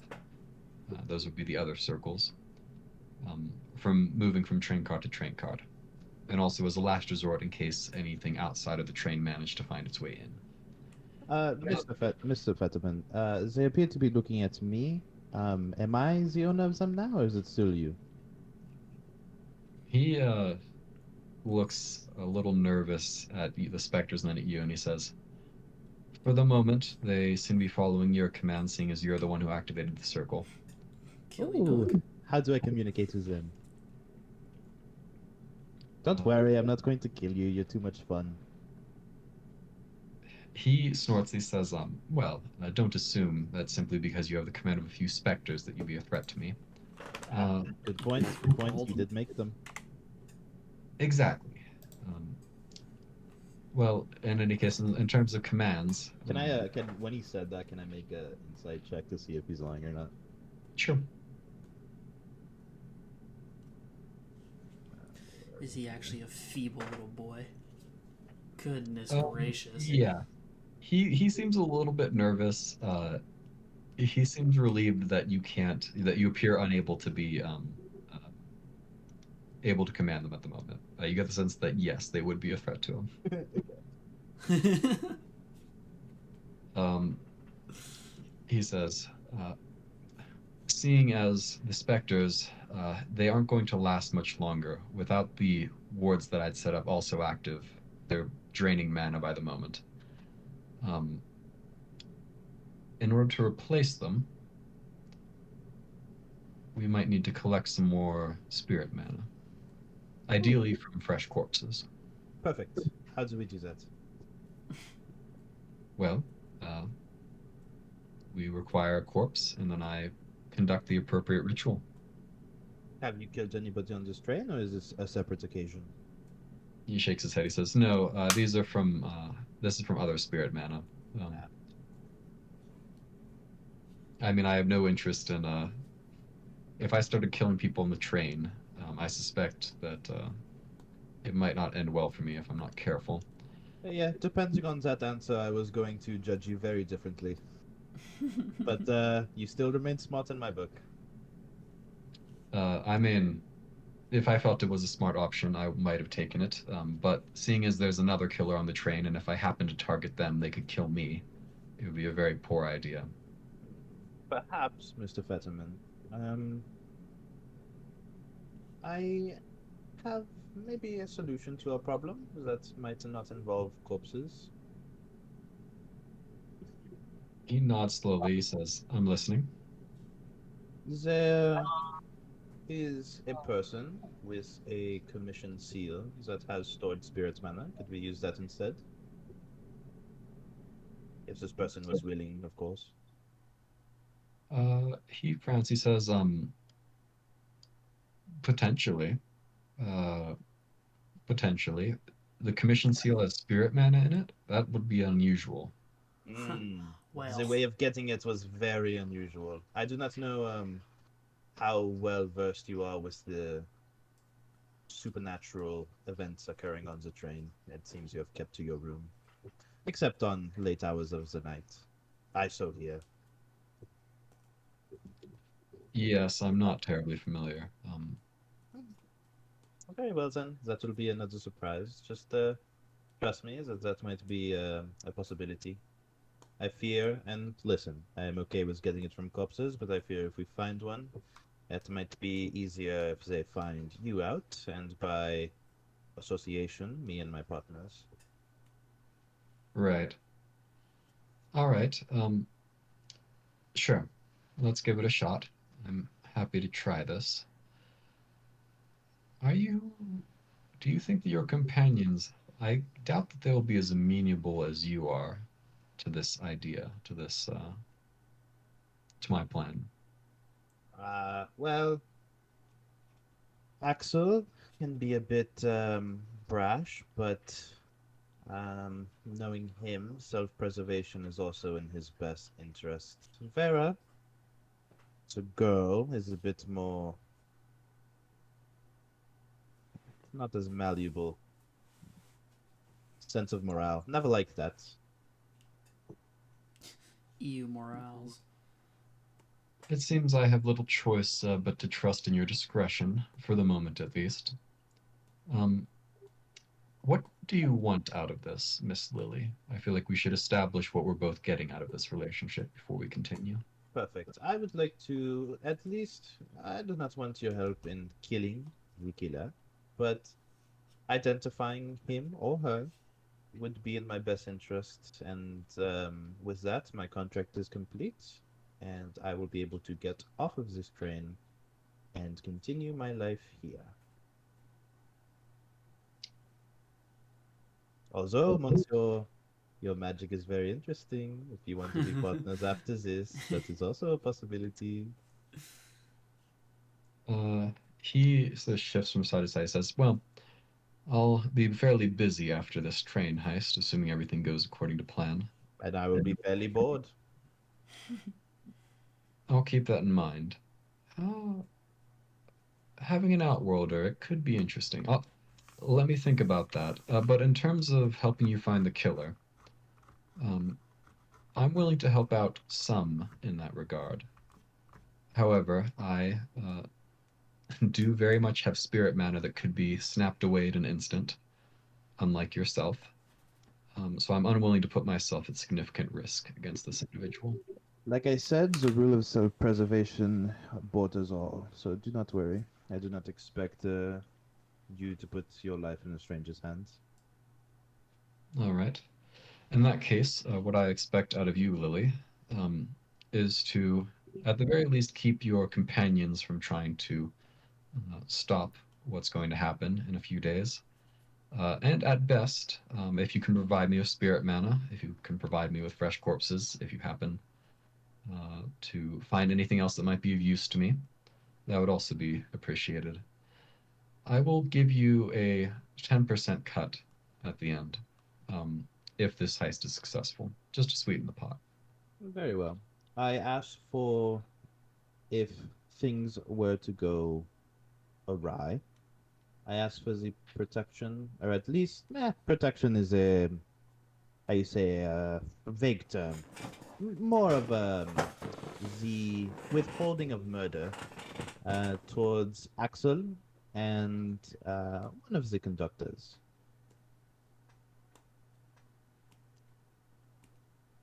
All right.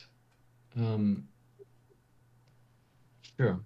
As long as they don't get to become too inconvenient. I'm not worried about the conductors. I've known about them from the start, and I have plans for them. And don't worry, they don't involve murder. But they'll be Very well. trapped. And as far as Axel goes, so long as you can keep him from trying to screw everything up, I can promise that I have no particular interest in killing anyone. Vera would also be one that I would like you not to murder, but she's going home after this. Her stake and her risk is not the same as us two. I'll keep that in mind. That's why I'm a bit more malleable on her end. Sure. As I said, it's not my goal to kill people on the Yeah, train if just a unnecessary. Yes, just a heist. That said, as I said, if they get in the way, if they become a threat to the plan, they're going to need to be dealt with. I don't have to do that lethally, and I won't if I can avoid it. I will help you with the non-lethal action of that if it becomes the case. Although I do not promise anything. I must keep appearances, you see. Understood. Well, I think we have an understanding here, Lily. I believe we do. If I were to come into, you know a lot more about the spiritual mana and all that, how would I contact you? I mean, I know your cabin, but I do not want to draw any unwanted attention, of course. He says, if you need to arrange a meeting, you can slip a note under my door. I think that would be the safest way to contact me. Very well. All Is right. there anything else? I don't think so. He stands up and he reaches out a hand to you. I happily take his hand and shake it. He grins and he says, "So how exactly does this work? You, in terms of your sight, you really see through the cat's eyes?" I did not say that. But possibly. He nods, interesting, letting go of your hand. All I right. haven't. I was like, I have a blindfold on right now, and I was like, I have yet to see what is under the blindfold. Maybe for curiosity, maybe for later. So I do not know what my face looks like, but all I know is that Noir can see for me, and Noir seems to be a loyal follower. All right. Well, I'll see you around, Miss Lily. Monsieur, the specters? How do I communicate with them? He glances back and he says, "I would estimate they'll disappear in another few minutes. I would just wait it out." Oh, but maybe I have a task for them to do. He grins and he says, "Nothing that they can do that you can't, Miss Lily." All right, mysterious man. Very well. He steps outside and closes the storage door behind him. Moving on from that, which is definitely expected and all part of the plan. That was a thing that happened. Yeah. Vera, what are you up to? Is there anything that you like to be doing? Yeah, can I go check out that the room that the ghost was in? Sure. Oh, I'm so fucking dumb. I can lose my own character. I mean, I can move you there if you want. There you go. Alma doesn't raise a fuss. I mean, she's used to you guys sort of going back and forth now at this point. Let's see. She stopped All trusting right, me a while ago. She's not getting paid enough for our shit. I would like to search just every single corner of this room. Not really expecting to find anything, but kind of hoping.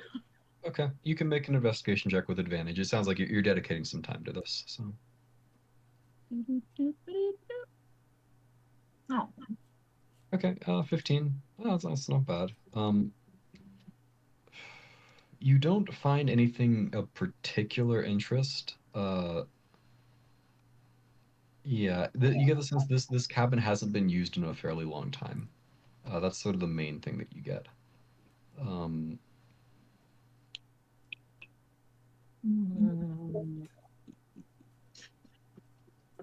So even when I check the drawers where Axel found the pocket watch, there's like nothing else out of place.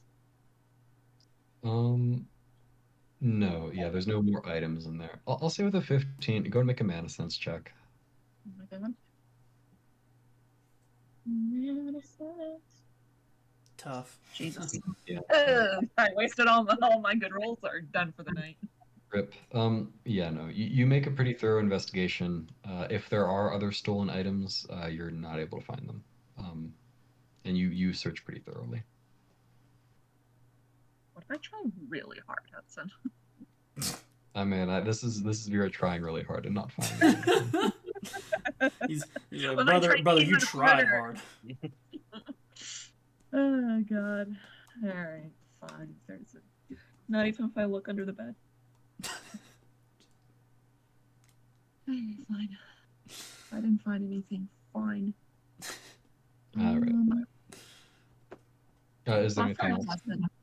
Buffer hasn't been out today at all. We haven't seen you, right? So after you're done investigating there, you would find Buffer in the dining cabin, eating his breakfast. Don't have anything too exciting to talk to him about, but He's invisible. God, Dude, he can teleport too. no, he can just get smaller. And bigger it will. Even more dwarfier. He's not even a dwarf, he's just like a doppelganger or something. He lets out a yawn. He's eating his breakfast. He waves at you. He says, "Miss Vera, good morning or afternoon or whenever this is." Afternoon, Mr. Light-Eye. I hope you're feeling better. He stretches out sort of exaggeratedly. He says,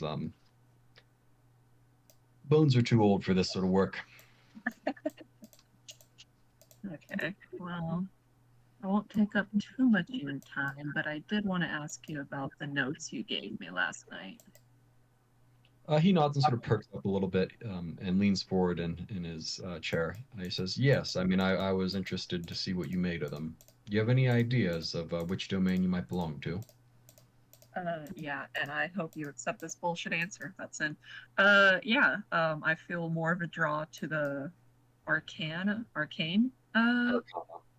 Yeah, Arcana. I feel like that would probably fit me best. What makes you say that? You idiot! It says it on my character sheet. Are you stupid? Hudson making me open up my shit. Hold on. Great. Okay. Flashbacks to the Naruto campaign. I'll just pull this shit on me. Hold on, what did it say? Okay. Well, you said in your notes that they're associated with research and knowledge. And compared to all the other notes, that just seems to apply most to me, I suppose.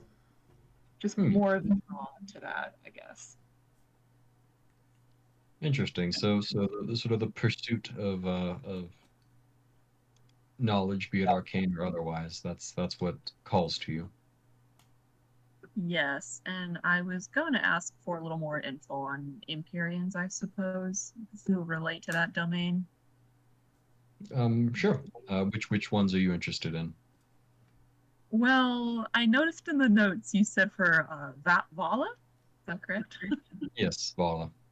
Vala, you didn't really leave any information on that particular one. Well, no. To be fair, that's because I'm a follower of Vala myself. So if you were interested in that one, I would prefer to talk to you myself about it as opposed to writing things. Oh, Vera kind of tilts her head and she's like, I thought you were a life cleric, though. He nods and says, "Yes. Well, Vala has a number of domains under her purview. Life and Arcana are among the two of them. She's considered to be sort of the godmother of the dwarven race. She's benevolent, seeks to better the lives of those who follow her, and even those who don't. Um, she has a respect for all life, which is why she has the life domain under her purview. But she's also always interested in improving things, usually through knowledge, through arcane powers. There's no tool that can't be used for the good from her perspective." And do you have any additional information on Zafina? He frowns. Well, Zafina, she's typically worshipped more by the humans. As I said in the notes, she's sort of considered to be like she's a storm that passes through and just changes everything. She's more chaotic than Vala, I would say. That said, if you know, if you're favored by her, then she can protect you from that change. She can make sure that things don't go poorly for you while things change, if that makes sense. Uh, in terms of what else I know about her, um, she is she is considered to be very powerful. All the Empyreans are powerful, you see, but she is perceived to not put many limits on herself, if that makes sense. Most Empyreans, they put limits on themselves so as to be more similar and to relate to us. Zafina has fewer of those compunctions, so if she has a personality, it wouldn't be something that would be easily recognizable to you or me. Whereas if Vala, incarnated right in front of us, I believe that we would be able to have a conversation with her. Does that make sense? Yeah, it's quite interesting. I don't suppose you have any advice on how to figure out which one I have a connection with?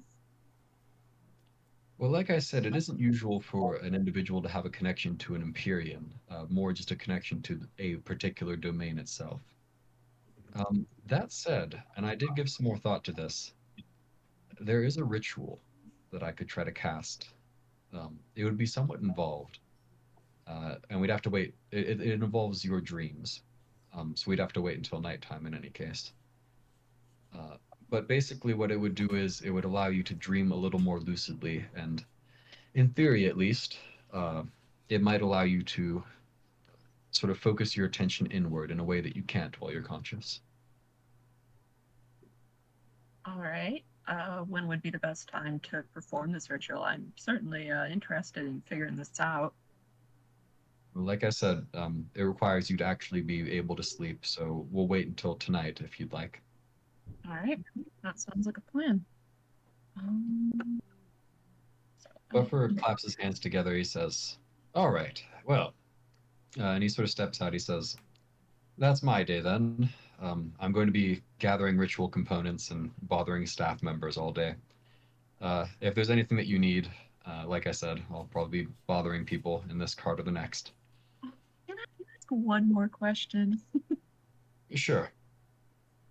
I really want to understand this whole situation with the whole banning clerics in the Empire.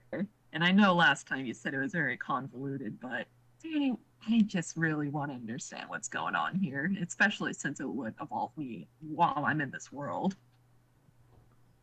He frowns and he says, "Well, Miss Vera, uh, if I wasn't a life cleric, I like to think that I would probably be an Arcana cleric. I'm as curious as you are about such things." Not always a safe thing to be curious. But in this case, I'll answer you as best I can. The Emperor decries the Empyreans. He calls them false gods. He says that the veil keeps them from being true deities in terms of how they can exercise their power. He claims that what they tell us about what lies beyond the veils are all lies anyway. He claims that through his own magic, through human magic, that he can provide an afterlife for all those citizens of the Empire that are under his protection. As you can imagine, when a person is making a claim like that, having individuals who claim otherwise would be a threat to that power, to that philosophy. So that's why he bans clerics. He doesn't need the competition, you see. And do the majority of Empire citizens believe this claim? Light Eye shrugs. He says, I would say that most don't care one way or the other.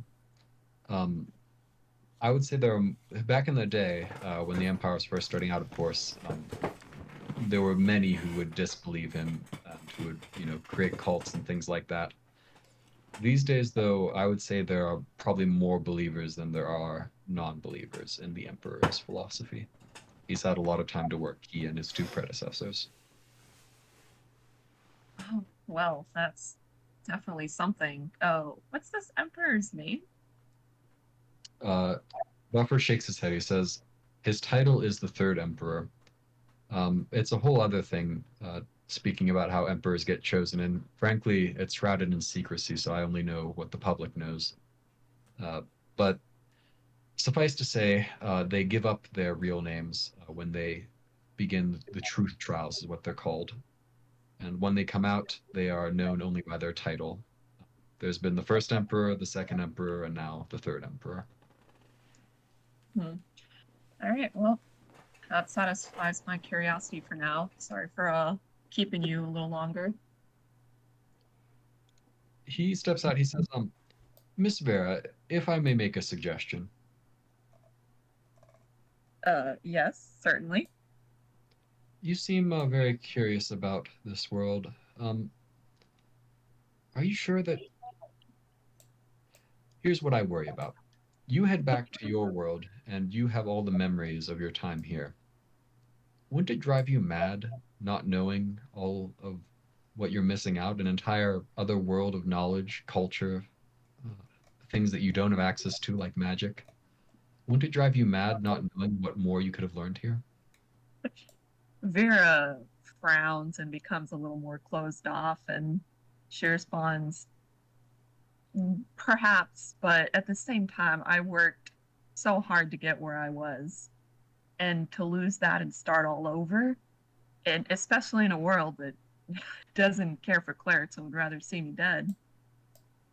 Well, the Empire doesn't care for clerics.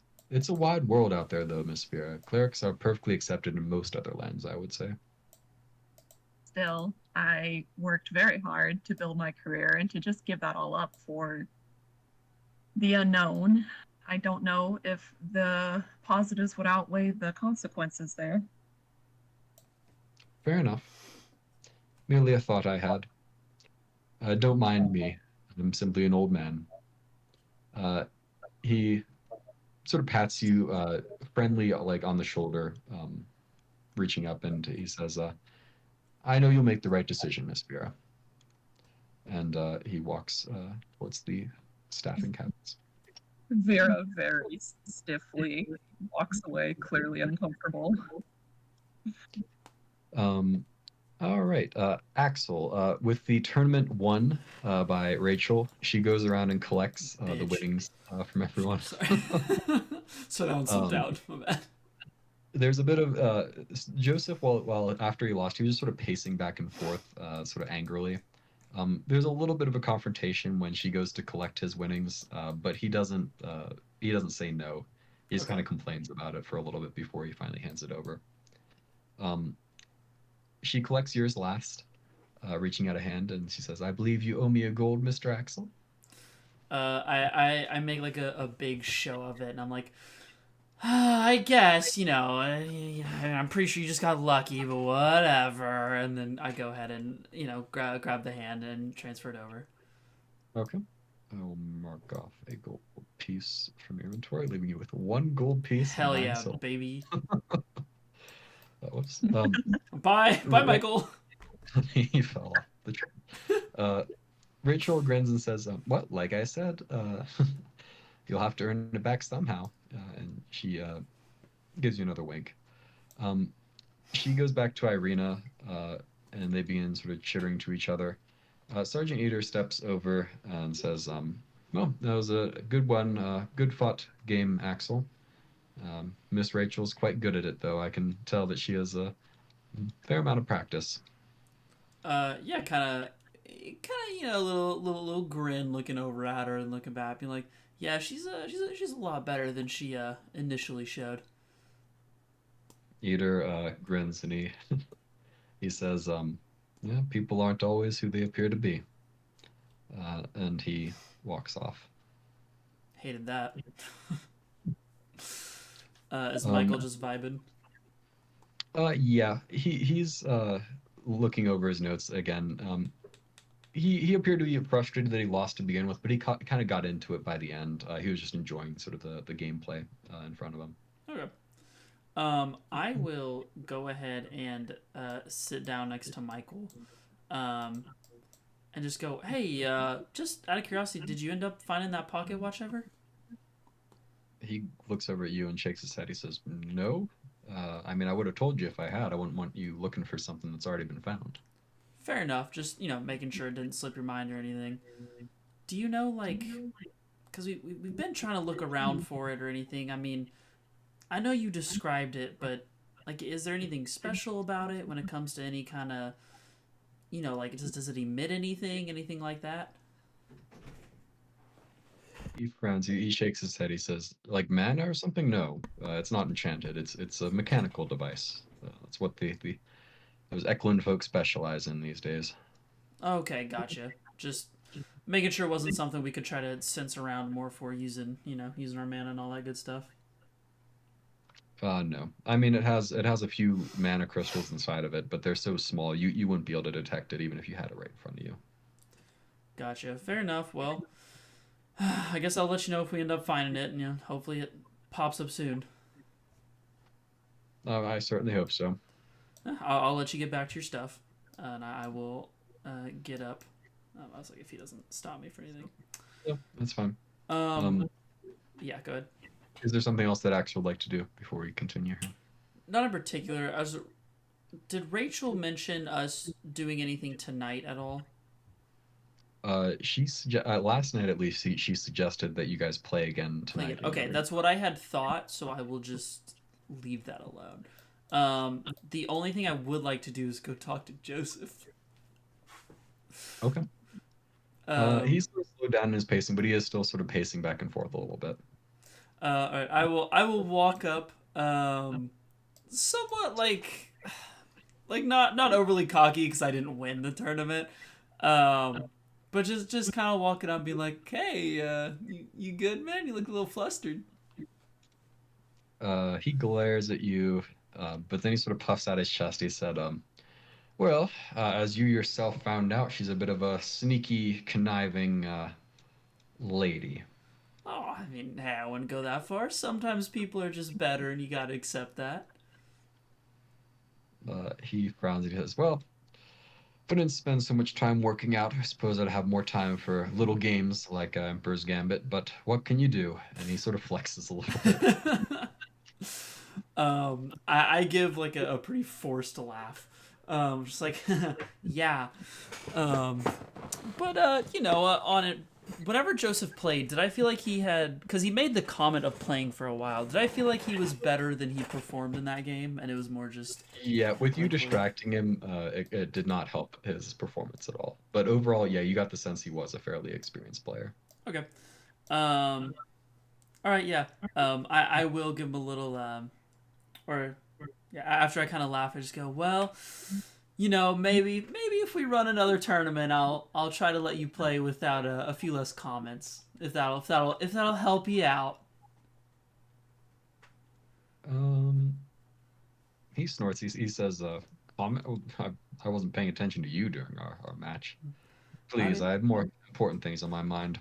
No, I mean, hey, that's not what I saw, but we'll let it ride for now.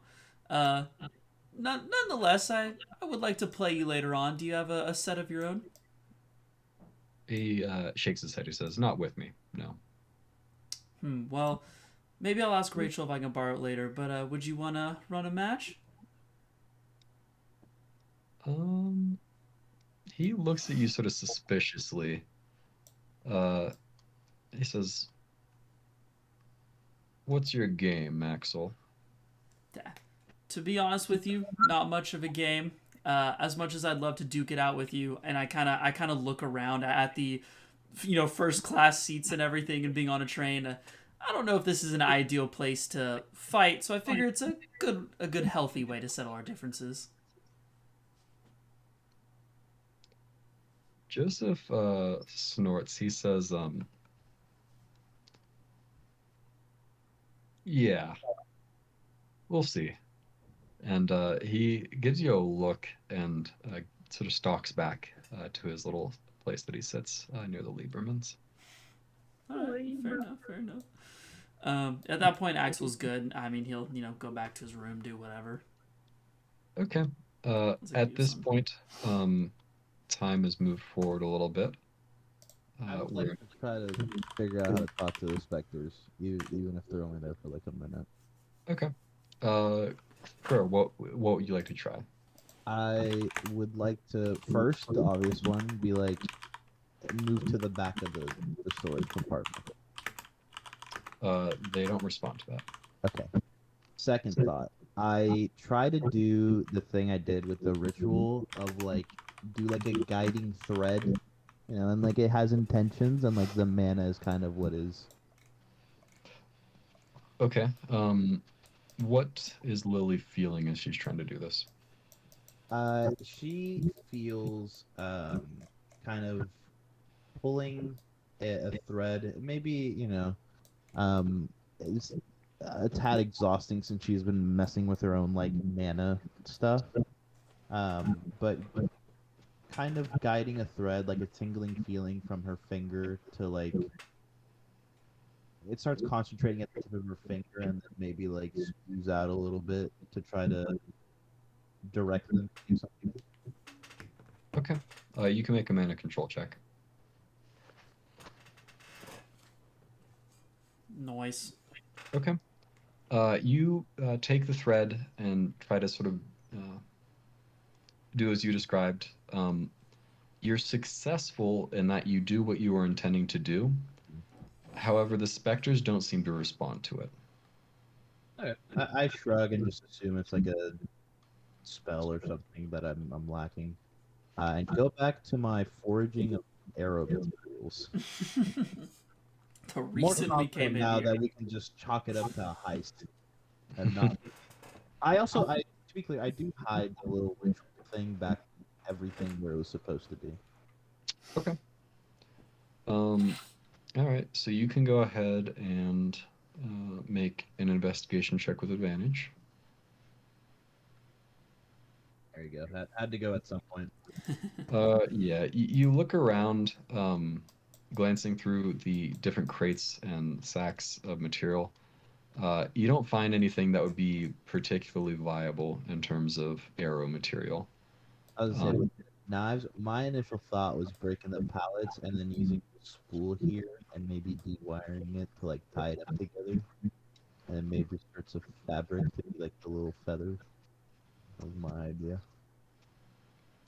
Yeah, the issue with that is that the spool it's not really spool, it's like thick wires.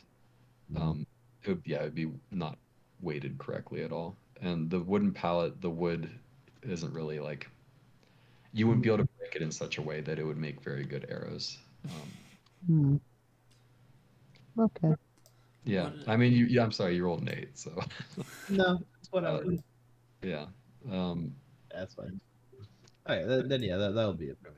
Okay, the specters do fade as Mr. Fetterman predicted after a couple minutes. You complete your investigation, and time has passed. It is now dusk. What would you guys like to do this evening? I get back. I also and with an 8 again to discretion. I try to find another padlock. You do not find one. Fair enough. I open the door and then I will try to kind of grab whatever cloth. Not using my clothes though. See if I can find cloth inside. Maybe that's not. Sure. You find some fabric inside. And then trying to clear off the burnt parts from the wall.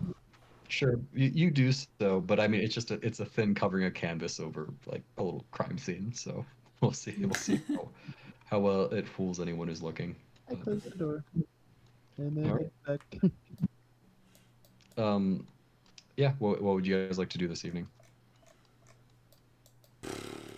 Hudson, what if I really hard tried to use my mana sense in that room? If I tried super hard, Hudson. You can. Why is Vera so intent that there's something in that room? I guess. I was about to say, I really looked through this storage chamber to find some arrows then.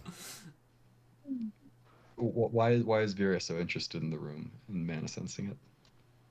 I was kind of wondering if the killer was going to kill his next victim in that room. So I'm just like, I was hoping he'd like, I don't know, be preparing something in there. Leave something conspicuous.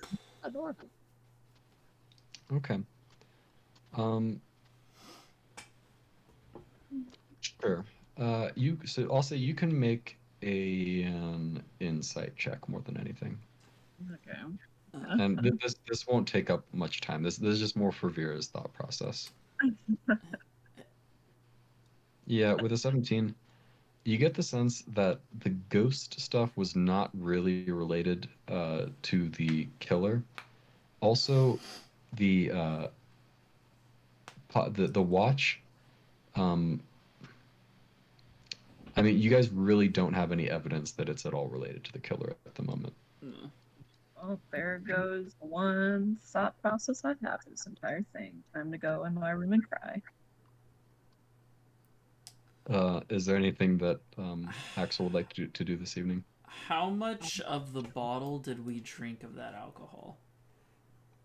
Like, was the it wine? completely gone? Yeah, I can't remember. Oh, you and Rachel weren't drinking that much. I'll say you have like, I don't know, like 60-70% of it left. Oh, perfect. Cool. Okay, I don't have to get another bottle then. Thank God. Can't afford another bottle, homie. Yeah, I know. That was the problem. Yeah, in that case, I think Axel's just chilling. Knowing Rachel's really good now, actually, he's gonna try to like really try to like strategize a plan to win now. Like understanding the game a little deeper, kind of figured it out. That's what he's focused on right now. Fuck the Red Lotus. He wants to win this goddamn game. All right. Okay, so we can do that with Axel then first, as Rachel will probably come as soon as she's done with dinner, which she would have a little earlier. Yeah, I'll move you guys to your quarters. Zoom zoom. Zoom. Whee! Yeah, me and Rachel just got it like that. Rachel disappeared. She knocks on the door. Yeah, she knocks on the door. I was like, yeah, I'll open it up, be like, hey, I'm glad you made it back for round 2, because I am not losing again. She grins and says, I think this is round like 5 or 6 at this point, Axel. But she sidles over to the bed. Boop. Yeah, I mean, does she just have the bag with her? Yeah, she does. I will go ahead and grab the bottle and start pouring some glasses. Say, well, I think it's only right that we play it how we originally started. Sure, whatever you want. I will pour the 2 glasses, hand her one. She downs it pretty quickly. God damn and sort of lets it aside. She says, "Oh, well, I'll be honest with you, Axel. today was a lot of fun for the tournament. I was worried that I wouldn't win, and Irina and I, frankly, we need the money. It wasn't a purely for fun sort of thing for us. Oh, so you kind of sharking a little bit. She grins and shrugs. She says, "I hope you won't hold it against me." Oh, hey, listen, I'm all for it. Make your money. She grins and she says, I figure we provided a bit of entertainment for everyone for a while, so I feel like it might be worth to get paid for that, right?" Yeah, hey, nonetheless, I had a good time. So it seems like pretty much everyone except for Professor Dillweed. But, what are you going to do? No, Professor Dillweed, I imagine he doesn't have much fun in general, so That's nothing I can do about that. glad we're on the same page. She grins, laughing at your little inside joke. Um, she says, "All right, well, shall we get started?" Please. All right. Are you just playing to win normally? Yes, I think this time, knowing that she's like pretty good at it, I would in this instance like be trying to win, but be very much like trying to learn, um, and trying to be like, oh, like why would you do this, or like is this a good move, and kind of trying to use it as more of a training rather than a getting better at the game. Okay. Yeah, sure. You can just sort of make a normal tactics check then. Easy. Okay. How about them apples? Where was this during the fucking tournament? She tries like a sort of unusual strategy against you, but you sort of see through it immediately and counter it. Um, you get the sense, yeah, I'll say with a 23, you learned pretty well from the win, even though it was like a crushing victory on your part. You can see where the strategy was coming from and sort of figure out the tactics behind it. So you feel like you definitely improved your game a little bit with that little practice round. Gotcha.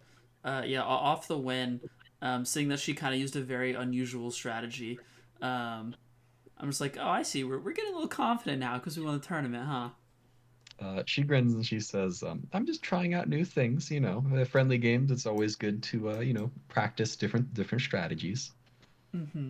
Of course. Well, and I'll kind of like start setting up the pieces for the next game. So I mean, tell me how is your life back at home besides the flower shop? What else do you do? What else you kind of been doing up to this point?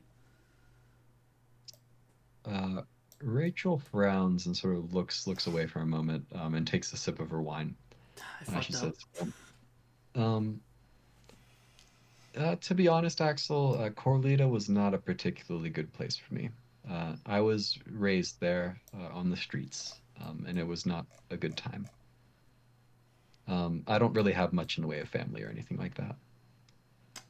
Um, yeah, Axel responds like not positively because it's like a positive thing to hear, but like upbeat in the sense of like, oh, I mean, I I initially had some family, but through some choices on a few people's end, I kind of ended up working alone, so to speak, as well. So I know where you're coming from.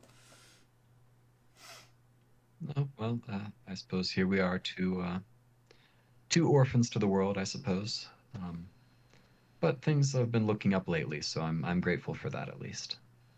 Yeah, Well, I there's no mean, need I'd to dwell on the imagine. past, right? Of course.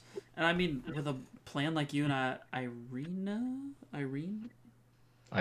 is her name. Irina, uh, with a plan like you and Irina have, that's awesome. She nods and she lets out sort of a frustrated sigh. She says, "I mean, I really think it'll be good, and I think she's really really good at what she does. I'm more just along for the ride, and frankly, I don't think she has the business acumen to keep a business running. So I think I'll be more responsible for doing that part. I can do that though. I've got a quick wit when it comes around to it. Um, but I don't know. Can I be honest with you, Axel?" And she looks over at you and she puts a hand on your knee again. Um, yeah, I hold it together a little better this time. Still a little like red face, but not freaking out as much internally. Just like, oh yeah, of course. I mean, shoot. Irina's a lovely girl. She's about 2 years younger than me. We only met recently, and we came up with this plan. And like I said, I really do want it to work, but and she lets out a long sigh. She says, "I feel like Irina might have expectations of more. We've been kind of involved, but Irina's so young, and she has. This is the first time she's experienced anything like a relationship, and I don't know. I'm not sure if I can be with someone that inexperienced. You know what I mean?" Yeah, Axel finally clicking in here. Just goes, oh, and like a somewhat disappointed, but he also just likes her. Oh yeah. I mean, I'm not very experienced, if I'm being honest myself. But from my understanding, it's for a relationship to work, you gotta give and take. And sure, she's not super experienced, but maybe that can be part of the fun. Kind of guiding her through it. Rachel sort of tilts her head and looks at you and says, It's either business or give me you must be right, Axel. It's just, I don't know. I think she's a little bit infatuated with me, and like I said, I think she's very cute and whatnot, but I'm just not sure if I'm interested in her as much as she is in me. Um, and in terms of experience, I meant more to say that she hasn't grown up like wealthy or anything like that, but she did not grow up the same way that you and I did. There's a lot in the world that she just doesn't understand as much. Uh, I don't know, and I don't really want to teach her that. I mean, the world is a nasty, nasty place when it comes down to it. I would just as soon let her keep her blissful ignorance. Yeah, I nod like in like heavy agreement at the like doesn't want to teach her the bad and that kind of stuff. I say, well, I mean, at the end of the day, it's obviously your call, but if you are asking my advice, I guess I would honestly say kind of talk to her about it, at least to some extent, and try to get a very clear read on her feelings so you can, know exactly what she's thinking. Okay. Rachel sort of shifts on the bed a little bit. She says, "Well, that's very mature advice. And what would your advice be if, you know, there was someone else I was interested in?" Um.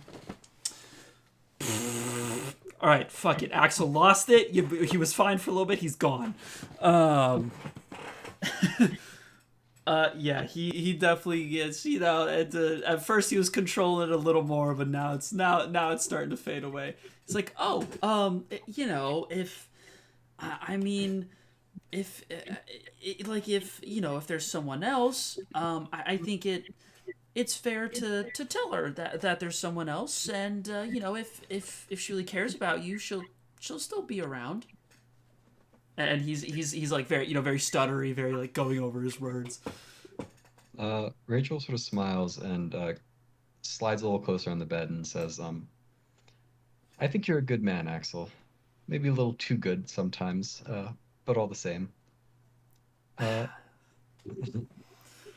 would you be interested in, would you mind if I stayed over in your cabin tonight?" Oh, you motherfucker. Axel, like just having lost full at this point. He's like, oh, yeah, no, like of course. I mean, someone's got to help me finish the wine, right? She, as you talk about the wine, she does sort of reach out, grab it, pour both of you another glass, as she sort of swigs a fair amount of it back. Oh yeah, I grab it, just same. I immediately just down that shit.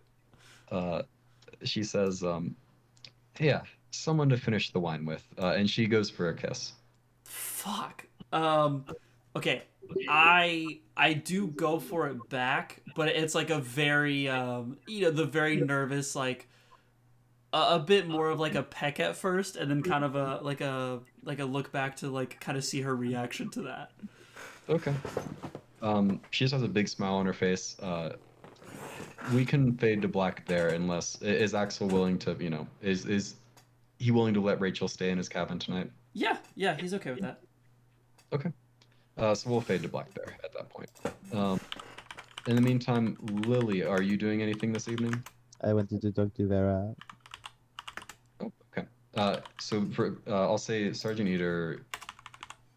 In the evening, there won't be as many people. The Liebermans will still be there, but no one else. So you guys have the apartments there to yourself, or compartments Bear's rather. just sitting here bent over the notes, like, what the hell does this all mean? Yeah. What does it mean? And I'm saying this fairly quietly. Vera, my dear, I have a proposition. Vera looks over Lily like, oh, sure, sorry, yes, go on. It is okay. We have our own personal matters. No worries. I do not mean to interrupt. Regardless, it is about the seal that you have on your arm. Yes, I'm listening. I have found a way to use it that would make the Liebermans happy, and a way to help us find the killer. Vera narrows her eyes, like a little suspicious, like, this is sounding way too good to be true.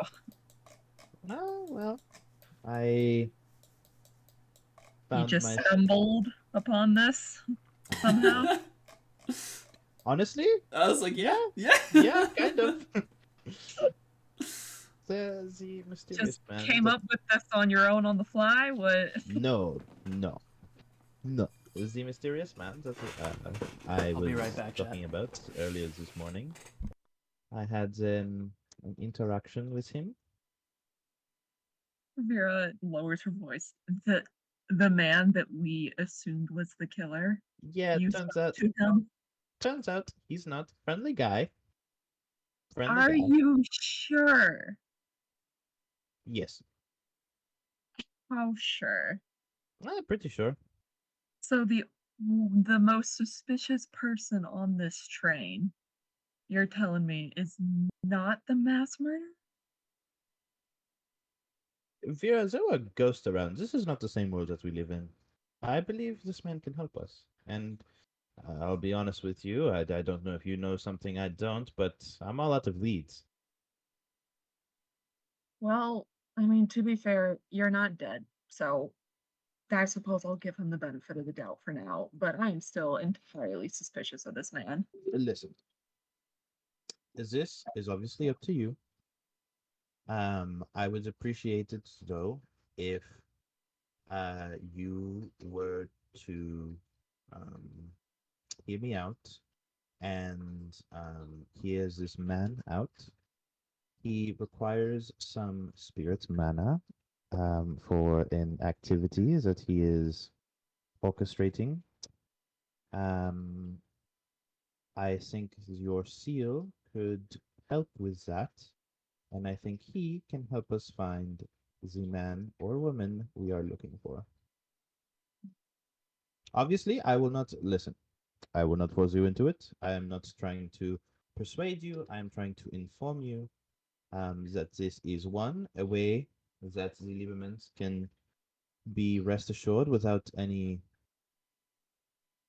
well... It's also worth pointing out, I'm gonna need more information about this man and this plan, but if my mom mysteriously disappears, Moses is gonna notice right away, and he's gonna ask questions, and we're gonna have to explain. Correct, but I think he would be happier that you do not have it anymore. We can explain this. Listen, I'm okay with explaining you this plan, but in this cabin, even in our room, I'm not comfortable doing so. Too many prying eyes, too many, the walls have ears and all that. So, where do you want to go from here then? Later tonight. I mean, we sleep in the same room, so I can wake you up if you want some sleep, but meet in the storage room. And we can further discuss this plan like I said, I would not like to die, and I like living. Living is nice. Yes, you're certainly right. This is better than nothing. Yeah. I'm I was still like, not unless trusting this. with the way that Axel was looking at the other girl, I assume that he is busy. So this might be a duo adventure. Um, like I said, I took him up. He is a formidable opponent, but like I said, I don't think he means any harm. And I'm all out of leads here, Vera. I have nothing to go on, and the days are ticking down. Yeah. All right. Okay. But I also agreed to meet Buffer later tonight as well. You meet with him first, and then we can do our um, meeting in private much later in the night. All right. That sounds good then. I will be waiting for you in our room.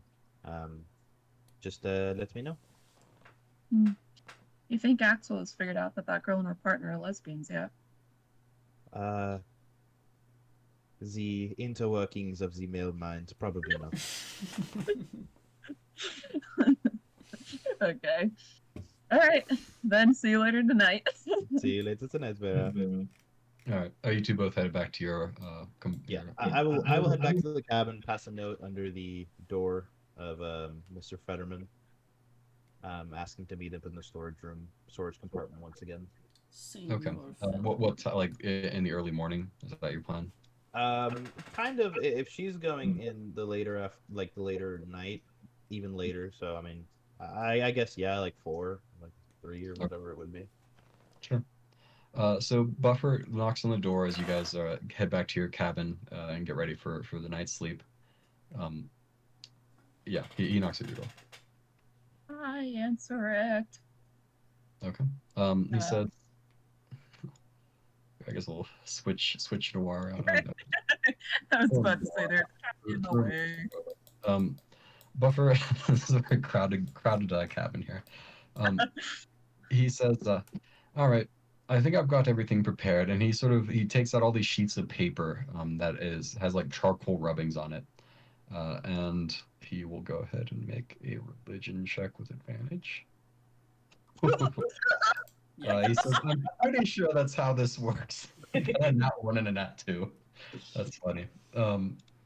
He says, it's been a long time since I've been in this particular style of ritual class, but I'm pretty sure I got the basics right, at least, probably. Vera looks at him very hesitantly, like, are you sure about it? So can things will be fine, don't worry. Worst comes to worst, you'll have a little nightmare. It's nothing so bad. Okay. As long as you're sure. He goes in and he places all the different papers beneath your mattress, and then you see him channel a bit of mana into them. They sort of glow this bright blue. He says, all right, that'll be active for the night. Who was that? Lily was top bunk, wasn't she? Yes. Okay, so this works out. Vera would have to be bottom bunk for this anyway. He says, all right, well, if things go too horribly wrong, I'll be right next door. And he shuffles off. You'll hear my screams if I'm having a nightmare. Great. Yeah. He will hear the screams. All right. Vera, so you're giving this a shot then, even with Buffer's somewhat shoddy work. Yeah, sure, why not? Okay. Worst that can happen. So you can go ahead and make a. I'm okay with either mana control or, yeah, probably just mana control. As you go to sleep tonight, you are a little bit more lucid. It's just a question of how you channel that. And the DC. Okay, well. Your all DC right. can get fucked. That's I how don't know she what I feels. expected. With your guys' rolls. How the turns are tabled. Yeah, the turns have certainly tabled. Embarrassing fucking So, DC.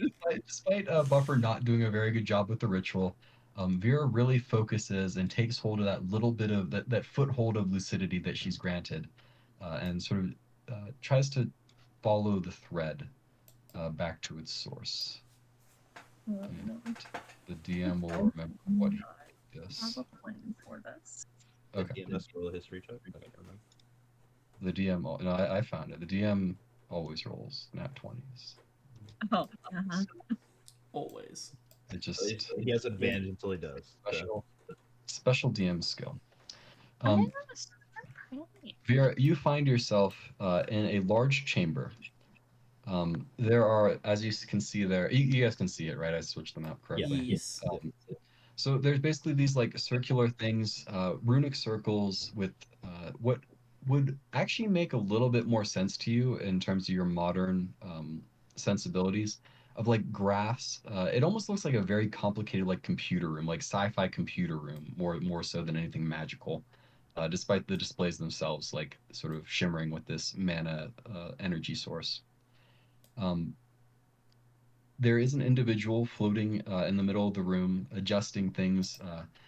Their body is like it changes form and shape every couple moments. Sometimes it's a female form, sometimes it's a male form. It has like a constellation of stars inside of it as it's sort of made up, and it has this sort of billowing black cloak that sort of seems to consume the light more than anything around it.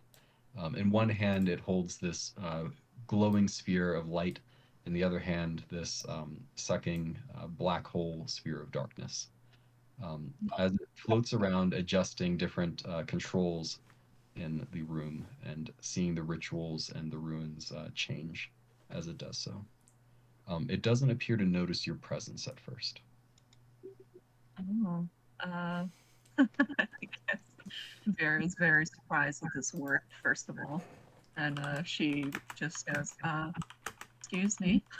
Hello? Excuse me, God. The figure turns over towards you. A very ethereal voice echoes all around you. It's not from any particular source. It's not telepathy really either. It's just this sound that comes from everywhere at once. It says, "Welcome to the outer realm of Zafina. I was not expecting you, Outworlder." Well, to be fair, I wasn't expecting any of this either. You have questions. Yes, didn't believe I would get this far. The main question I simply have is this connection I have to you, I suppose. I simply desire to figure out its meaning and how it, well, why it came to be. When you agreed to the contract in Ziltram's realm, you chose the home boon. You were granted a thread through the veil to pull you through when your task was completed. Zafina, my mistress, noted this thread. She noted you. At least, I think she did. You think she did? The Not veil supposed blocks my knowledge as much as it does yours. Your Ah, thread is thin and cannot carry information. It is only meant to be plucked at the last moment after your task is complete.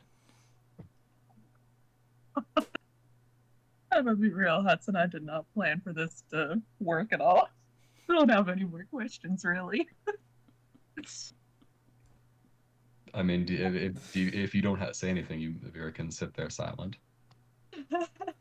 Yeah, I'll just sit there silent, just staring in wonder at this creature. Your Lord and Savior is in front of you right now. That black hole, though, fascinating. It stares at you back for a little bit. It says, if you are done with questions, I wish to ask questions of you. Ooh. Sure, certainly. It's only fair. I believe that my mistress has taken a special interest in you. I sense in your soul you have the same desire for knowledge as all those who serve my mistress. Do you intend to return home upon completing your task? Vera kind of grimaces and is kind of like caught between two choices, I suppose. She's unsure. She's clearly unsure. I guess she responds, I originally planned to. Recently, that choice has been shaken, but so far, I believe I still want to go back for now. Why? Everyone's after that. Because I worked very hard to build what I have, and to start from nothing would be quite frustrating indeed. That is mistaken. Mistaken. The search of knowledge, the start from nothing and gaining to capacity. There is no greater endeavor or pleasure to be had for those such as us. I won't disagree, but at the same time, my world had so much knowledge to be learned and explored as well. And from my position that I'd worked to gain, I had a lot of resources at my disposal that I do not have in this world, that I do not have access to. And you have new tools as well, new skills to master.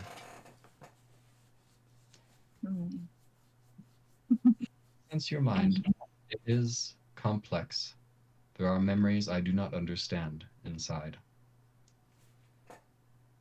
That said, for all that there is to master in your world, you had already worked to master one of the most difficult parts of it. I could make sense of that much. Well, thank you for recognizing that, I suppose. So you have no further idea why your mistress chose me specifically? I have only seen glimpses of you. I have not saw fit to reach out for fear that it might destroy you. Since you came here to me, though, I can speak with you freely. Oh. Does that mean from now on I don't have to perform that ritual? The ritual must be performed. I cannot go to you. You must come to me. All right, well, I thank you for the information then. For right now, I don't have any more questions, but I certainly look forward to coming back here, I suppose. I have one more question. Certainly.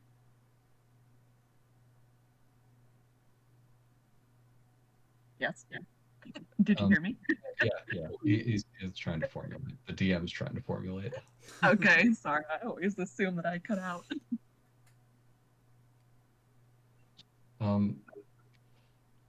It asks, will you keep an open mind? Of course. Always. Then we are as one, you and I. It reaches out with its right hand, and a blinding ray of light. I wouldn't say strikes. It blinds you, and when you wake up, it is early morning. Lily, it's right around time.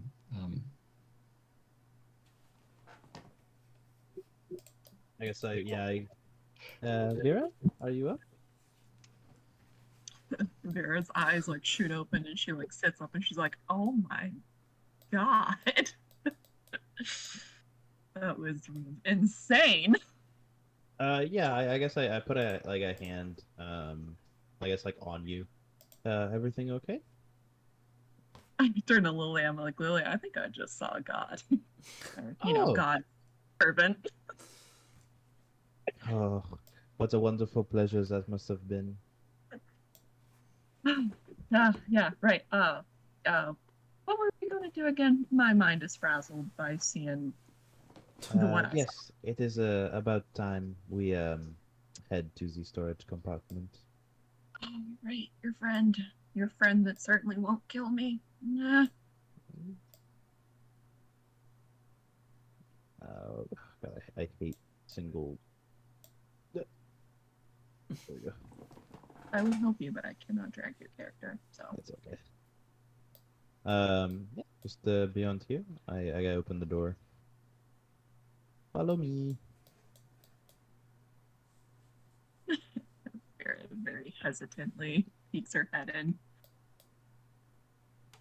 Close the door behind you, please. Uh-huh. What? Vera, this is Mr. Fetterman.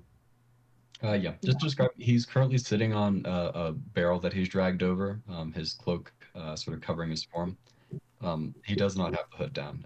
He looks over at you, Vera, and you hear his voice at least. He says, "Hello, Miss Lily, or Miss Vera." Good afternoon. I mean, good morning, Mr. Fetterman. Lily's told me about you. Only good things, I hope. Only the best. Only the best.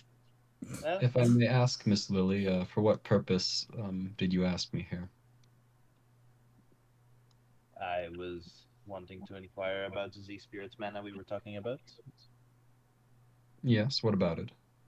Well, my friend here has, again, the mark that I was telling you might contain some. I was wondering to get your evaluation on it. She has the Vera- mark. Vera looks over at Lily and it's like, you told Da. You've told everybody on this train about us. Do not be the one. Put the shit, alright? You told this suspicious man in a black cloak? Yes, why not? Have no worries, Miss Vera. If what your friend told me is true, I might have a way to take that mark away from you. See? Uh-huh. Win-win. Oh my gosh. And what would that entail? He reaches into his robes and pulls out this clear-looking, sort of like glassy, like sort of quartz-like crystal. He says, "Well, just a few basic runes and this mana crystal here, and I think we can take care of that for you." And what would you be doing with this spirit mana? He glances over at Lily. He would be helping us find the killer. Lily. For your sake, Miss Vera, this mark could be dangerous. We won't want anything to happen to you. You're sounding too menacing again, Mr. Fetterman. Listen, this man can provide some help, and I usher to him. At least that is what he said.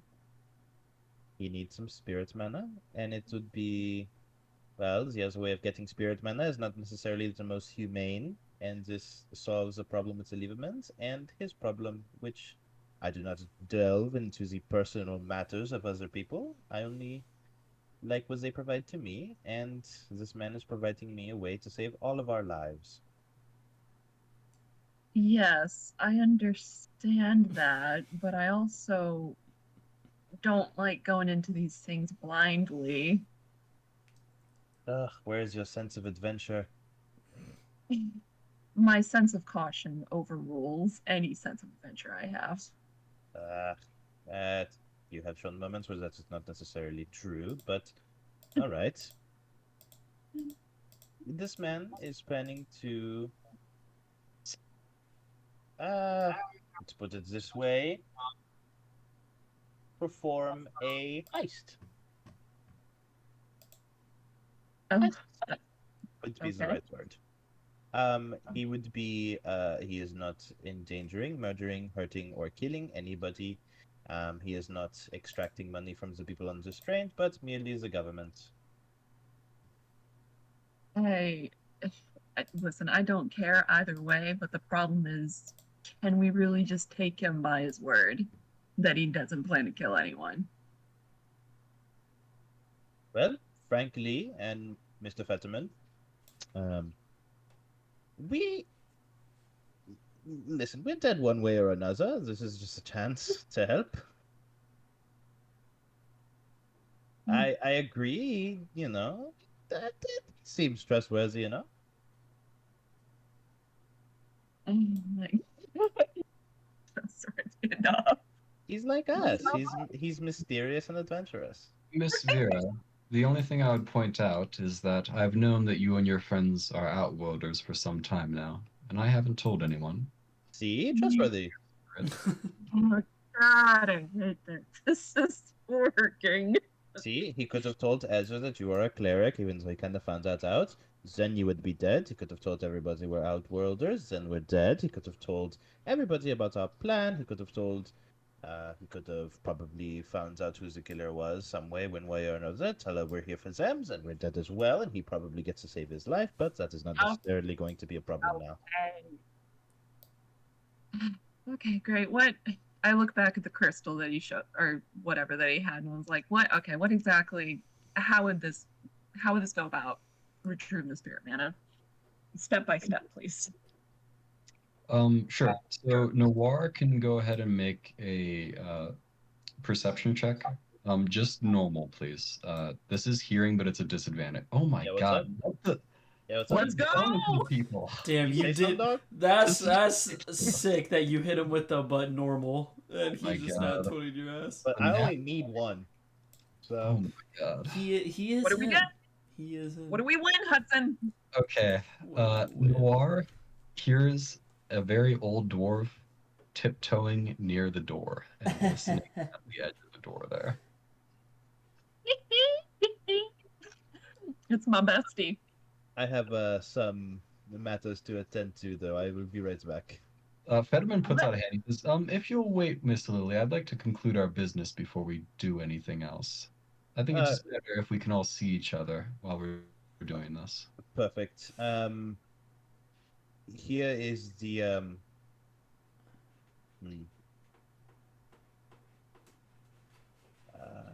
do you have the note that I gave you? Enoch nods and produces it. I imagine like it's a small note. It's not like a big Yeah. piece of paper. It's a small scrap. May I see it? He hands it over. Yeah, I write someone's listening. But like just someone's listening on it. And hand it back. Vera like gestures to the note, like, I want to read. What?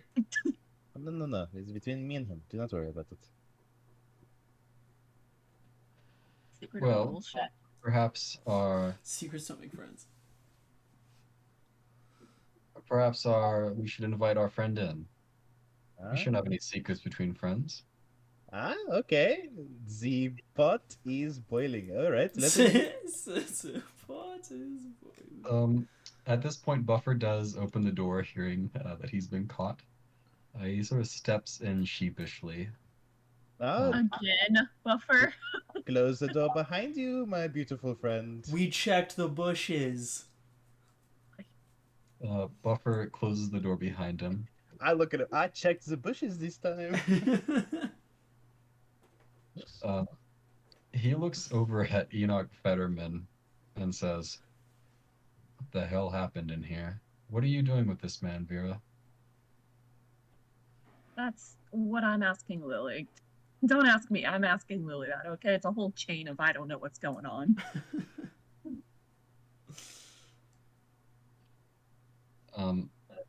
I guess I will be fair. Here, let me do a message check real quick. Okay. Buffer frowns. He says, "I can't get much detail, but there was definitely blood magic going on in this card, and it's fairly recent." Dude, Sounds about Very right. filter. I love blood magic. Magic? Yeah, blood magic. Vera looks back at Lily. Like magic? Axel uses it. I see no problem. Oh shit, when you write, though. How was I supposed to know it's a bad thing? Axel uses it.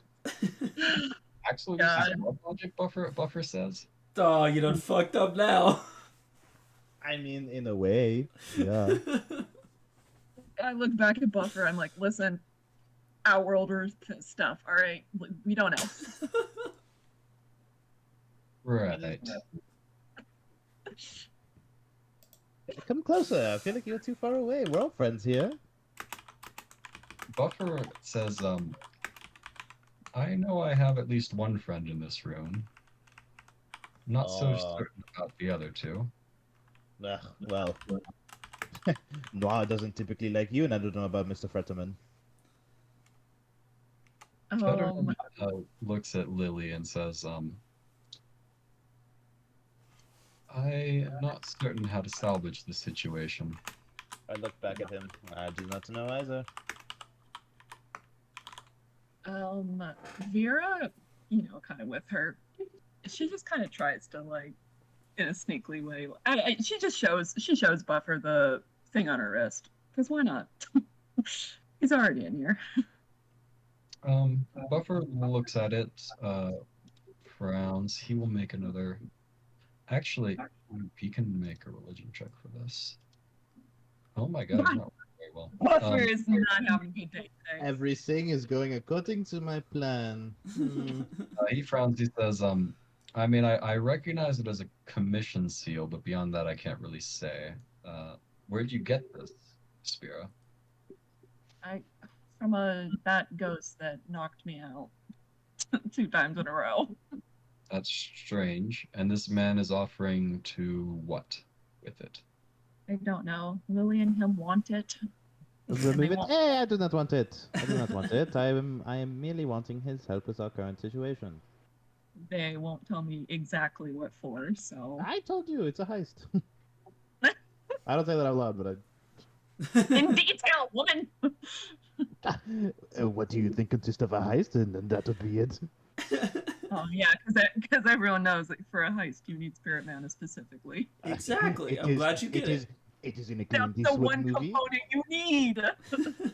Nothing else. Well, no, you need a train for a train heist usually. True.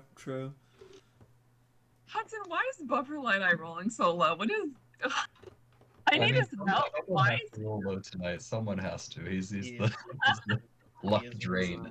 rolling correctly. Buffer rounds. He says, He's not even rolling that bad. I mean, It's like average. Vera, for what it's worth, I would not accept doing magical things with this strange man that you don't know. I'm You not sound like my disagreeing father. with you. I'm not disagreeing with you. But we also, I hate to admit, but we also don't have another lead to find the killer. And we're running out of time. And if we do, we die. We're running out of options. What is the difference between this man and you? Clerics are outlawed. Blood magic is frowned upon. You investigated us, and then we had to trust you with the information we said. This man knows everything about us. We have to trust him with the information. There is no difference. Except He one knows of you is everything short about and you. one of you is tall. Okay. He knows everything about you, Buffer says, incredulous. Oh my. All right. Right. It's like I'm talking to a wall. Oh my god. Yeah, all right. so if you- All right. he's- Team huddle, just to really let it out, because I'm getting a bit frustrated. This is no longer fun. This is no longer an adventure. This is becoming a conversation between just two extremes that don't really even matter. May I tell you something, Lily? I have something very important to share with both you and Vera right now. Still? Yes, Monsieur. What is it? I haven't gone into detail about this because I didn't see that it was relevant, but Oh. now I think it definitely is. Oh, thank God. There's a mana stone at the center of each of you that if you are killed, the mana stone is dropped.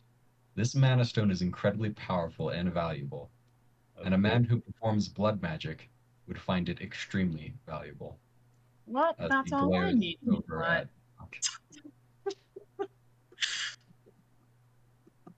That's all the convincing I need, Lily. I don't know about you, darling. Buffer reaches for the door and tries to open it. However, it shakes but does not open. I Yes. glare at Lily. I'm like, Lily, I swear to God, That's fine. tell That's me you're fine. playing a prank on us. That is fine. We will not use your mark for mana sense or spirit's mana, whatever this is. It's just unfortunate that we have to use the secondary message. That is, I did not want to use because, frankly, it is a bit tiring and whatever. Enoch looks over at Lily. He says, I'm afraid that our cooperation, I think you might be better worth not alive as opposed to alive, as he stands up. Mr. Fetterman, that is not words I would have liked to hear you say. It would have been interesting, Lily. Oh, come on. You don't have to be like that. Listen, I've been trying to help you. I do not see why I am the reason that I am going to be better unalive. As far as I see on this train, you have one friend, and that is me. Yes, you raise a fair point, Lily. You were surprisingly amiable to my proposal, which I do appreciate. I'll tell you what. When I possess your mana stone, I'll attempt a ritual of resurrection on yours, if I get the chance, if I make it through this heist alive. Unfortunately for Miss Vera, her mana stone will be a very valuable gift for my master. Is your master Lilith? What are the chances of me surviving? Enoch shrugs. He says, not a fantastic. There will be a bit of a delay between your death and your attempted resurrection, unfortunately, which reduces the chances. Before you kill me, I need to know. I calmly just sit on this box. Before you kill me, I need to know, is Lilith your master?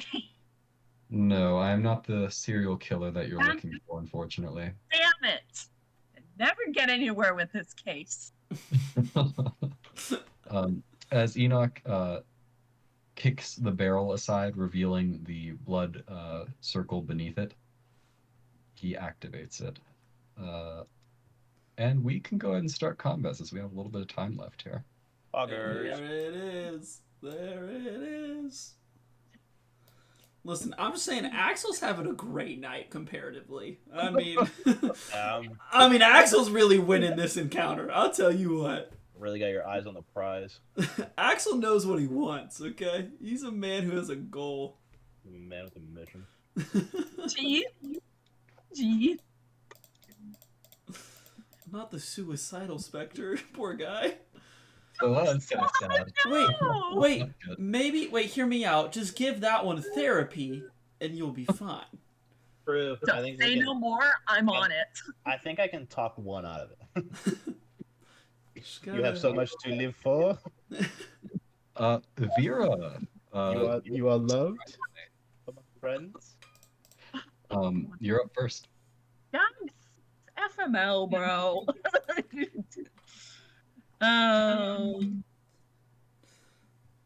See, the problem is I would try to get Axel involved, but I'm both drunk and very distracted, so I don't know how much help he'd be.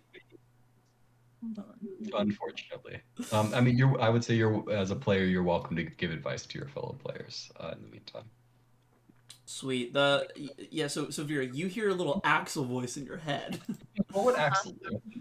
Yeah, what would he do? Well, you don't want to do what Axel would do. You will definitely lose this fight if you try to go that route. But you know, Axel would tell you to go get him, Tiger. Hopefully that really helps you out there. Really pushes you over the edge. Yeah. Yeah, really helps me out. Mm-hmm. Both mentally and emotionally. Good. Motherfucker, this is what I get for not. Let's see. What do you got prepared? What do you got prepared? How do I fucking tell if something is in range again? You showed us that at the beginning, and I 100% forgot.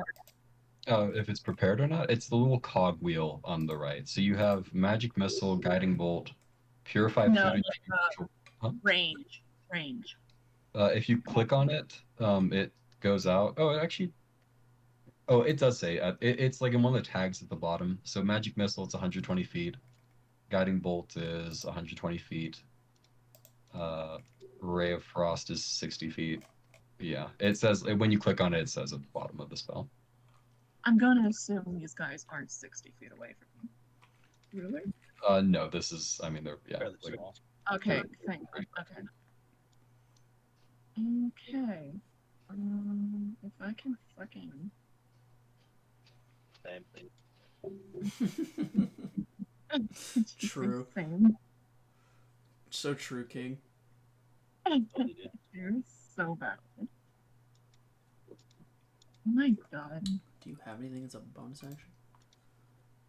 Okay, there we go. Okay. I'm gonna use the Ray of Frost on fucking. Two spell slots. Why is it on the stingy one? Why not? so you can just target him. So alt click on the Stingy Spectre, and then just normal click on your guy. Go to spells, and then Ray of Frost. Click on that. Pause, champ. Wait, you're Ray of Frosting? Yeah, why? Is Axel allowed to give combat advice?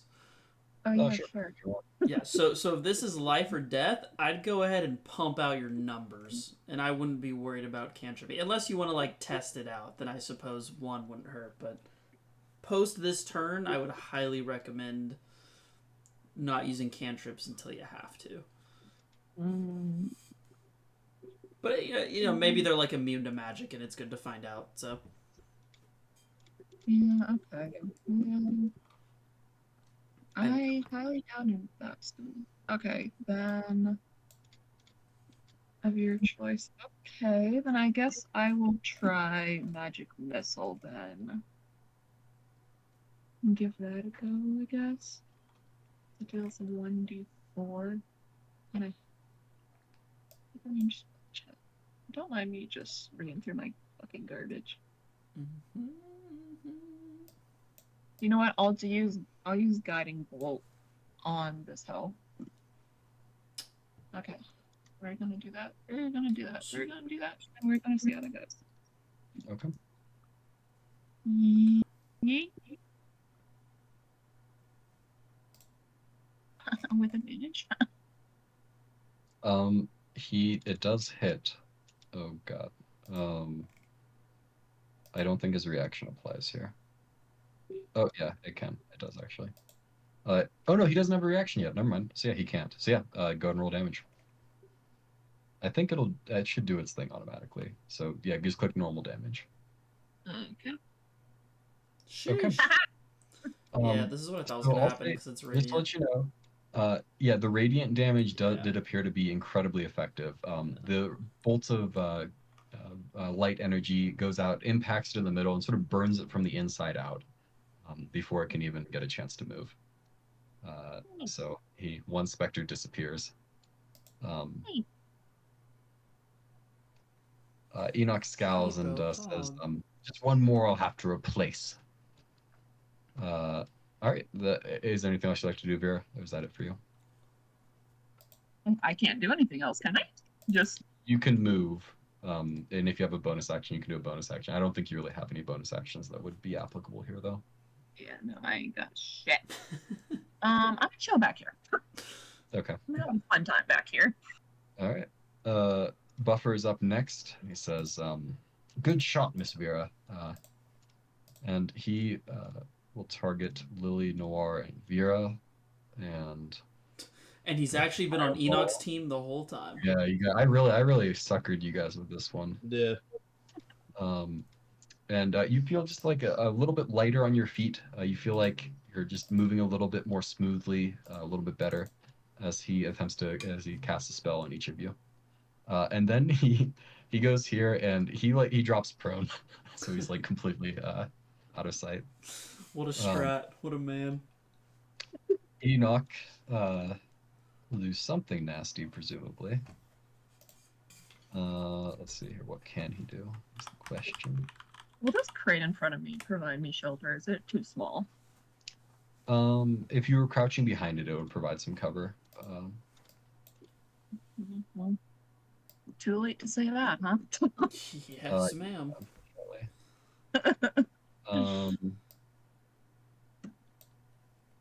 Okay.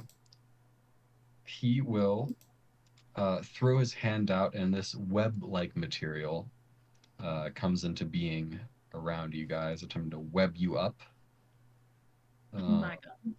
He's Spider-Man.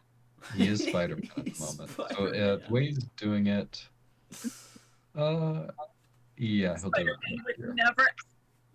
That's a big old web. Never. Bro, it's Um, Oh bottomless wow, my swamp deck again. save must have been garbage. Wait, it shouldn't roll, did it? Oh, it did. Ah, Good shit. for me, yeah. I succeeded. Wait, that's so sick the way that works. What the heck? Oh, I not one, yeah. No, Dude, I my meant deck save was cracked. Oh, it gets more too. He's not in the green square. no. Noir should not have been targeted. Should have been Buffer. Mr. Buffer. Who? Yeah. Well, now he nat 20s. No Okay, so cleric. Lily is the only one who fails there, so I'll take it off of. Did it apply? I don't think it even did anything to Buffer. However, Lily is now restrained. Get booped. Next up, oh, and Buffer or Enoch will. He sort of like barrels over the thing there and crouches behind it, not gaining full cover, but gaining half cover. Wow. Anything. Lily, you are up. So you're restrained right now, which means that you can't move, and you have disadvantage on attack rolls. Okay, that's fine. Noir goes up and then goes to. I'm pretty sure. Oh, before that, be sure to roll ferocity first at the start of Nora's turn. That's right. Got to get used to that. Perfect.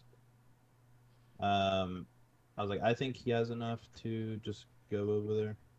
Meep on schmopping. Yeah, with 50 movement, yeah. Yeah. I'd say And he will.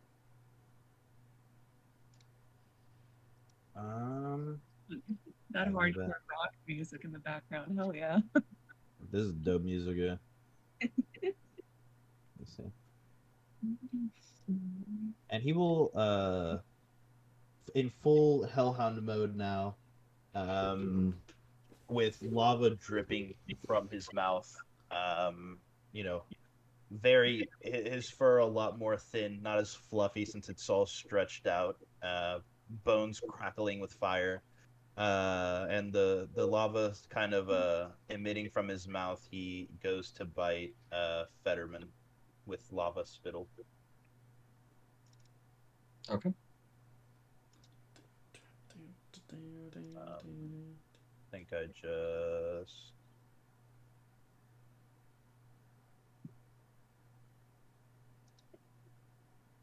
Ooh, unfortunately, even with the blessing. Enoch, he does manage to dodge out of the way. He's a little quicker on his feet than you might have imagined. All right. I would like to, as well.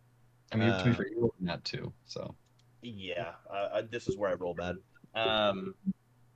With restraint, that means I can't do an action, though, right? You can do an action, yeah. They just your attack at disadvantage, and yeah. That's fine. I pull out my bow. The tattoos from my leg moving up my arm and forming the bow. As I sense it is a boon, and I don't know how this would work. I would like to make the. This is a reach. I would like to make the attack do necrotic damage. And my thought behind that would be that maybe I don't have to use arrows since it's necrotic. So could I imbue the mana and make the arrows since physical arrows wouldn't make sense for necrotic damage? Huh? You can make a mana control check. Okay, Let's he's giving you a Also, shot. with advantage, you can roll with advantage. Damn. Okay. Maybe. Yeah. So Lily takes her bow out, mimes the act of shooting it with literally no arrow, nothing in her other hand, and a shadowy energy appears in the bow as you pull it back. You let loose, and you can go and make an attack roll. DC was 10, so it was not a very high DC skill check. He thought he needed arrows. What a little goose. Oh, I see my problem. Lily technically can't see Fetterman. Wait, but Nora's looking at him. I thought. Yeah, Nor- but it, Oh, okay. I see what you're saying. Here, Yeah. we'll move him over here for you. Give you a nice straight shot. appreciate it. Appreciate it. It is a disadvantage though. Oh, okay. Oh, sorry. Go ahead and roll again because you're still restrained, so it is a disadvantage because of that. Ah, Okay, so it's fine. Hey, Hits got his Peebo Pog. bonus. You can go and roll damage. Nice. He does make his concentration check. I was like, if you want to add like a longbow to Noir's thing, maybe that'll work. Then, Sure. you're using Nora's roll to hit, though, aren't you? Oh yeah, that's true. Oh, They that's won't be true. the same. It's okay. We'll figure out a We'll look. figure it out later. All right, Enoch. As he like sort of pops his head up, he just sees Lily, and he tilts his head back like confused for a moment before the streaking energy of like sort of this greenish, blackish, necrotic energy hits him square in the face. This As is he- not a French woman you want to fuck with, eh? Oh, It's that a was good idea. necrotic. He actually is resistant to necrotic energy, so he actually only takes half of that. Sad. But it was a good effort. It was a solid effort. Okay. Next up is the suicidal specter. Oh, Who- God. Goes forward. Don't do it, buddy. Talk to us first. It's not worth it. Dude, It's You have not so worth much it. to you're live for. loved. You're loved, bro. Enoch. Oh, wait. Sorry, it doesn't. Just a second. Give me a second. Enoch calls out to you as it does, sort of mockingly, and he says, "In case you were wondering, this is how you command specters." And let's see if that did it. Can't believe this baby face nuisance was gonna kill us. Flip. He's going to kill me. I will slit his throat by the end of the night. Oh my god. So he has advantage because you're restrained right now. No. Oh, I'm not doing too much damage. Fortunately, he does have 2 attacks. Oh, you missed. Wow.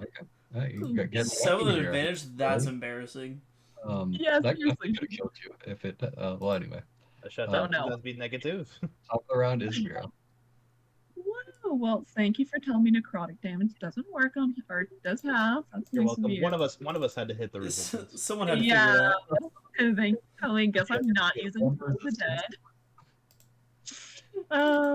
Okay. Buffer points to the specter and says, "Might be able to save your friend if you can pull that radiant bolt off again." Yes, sir. That's the plan. Here's to hoping. Okay. Do I click on him? Yeah, so alt click on him to target him. Alt. And then it's alt click to target. There you Oh, I got it. Yeah, yay. go. All right, then you click back on your person and do the guiding bolt again, just like you did before. I mean, if you'd like to. I mean, you can do it. Yes, I would. It did so well. Do well again. All right, 23 on the hit. Absolutely. It will use its reaction this time, as it does have a reaction, but go ahead and roll damage as normal. Okay, so he does have 1 HP left because his thing halves the damage, the vulnerability doubles it, so it would have been 14 points of damage. He has 15 points of health, so he has 1 health That's left. fucked up. I'll would say have it, the that's next fucked up. Tell me you can take him out. Yeah, the next attack against him will have advantage because of the guiding bolt, though. So hopefully someone will be able to take him Peebo Pog. out. Buffer looks over at you and says, "For goodness sakes, Vera, get down." yeah. It's a good idea. No, bro, she's a boss ass bitch. Alright, she got this. I fear no god. I crouch a bit behind the crate. Based. Fucking Yeah, based. but that was base as I fuck. fear no god. Buffer stands up and like glances out, making sure that nothing's about to hit him. Then he peeks his head around the corner and shoots his own. Actually, seeing that the guy is not terribly, he's like barely hanging on, he will use Sacred Flame instead. He did succeed though, which means that he does not take any damage, unfortunately. What So, the hell? Nice one, Buffer. Yeah, Good shit, Buffer. He swears and goes back to the ground. I'm just saying, flying. drunk Axel would have hit that. Dude, you had advantage, you psychopath. Why would you do a save? Enoch Actually, true. swears, and he will drop concentration on the webbing. Oh yeah. So you're no longer restrained. And he will shift that to attempt to... Where is it? He thought he was playing Naruto 5e. He forgot he can only concentrate on one thing. What an idiot. Yeah. Rip. He will attempt to boil Noir's blood. Noir doesn't have blood. Jokes on you.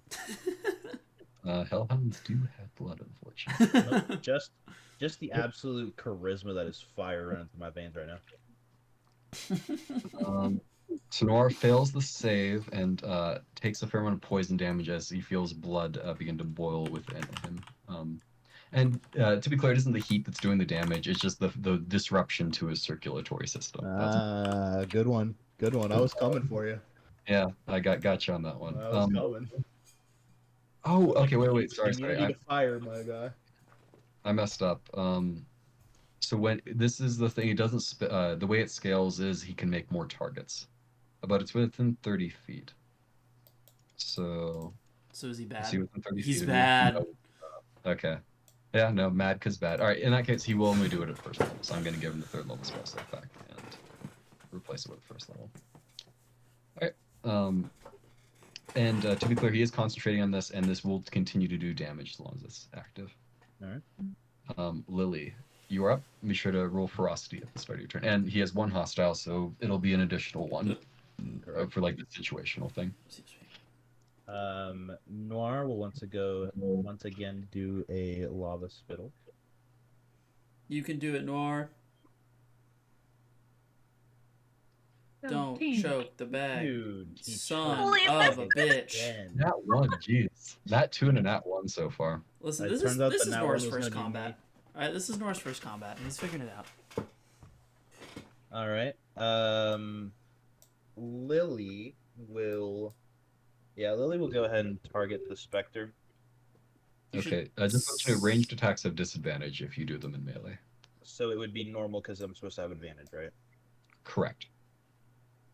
What if you just slap him? Just slap him real hard. I don't have that much health to be working with here. Actually, go and make a quick tactics check. Okay. Oh my god. Is that actually a check? Or is that There is a tactic skill.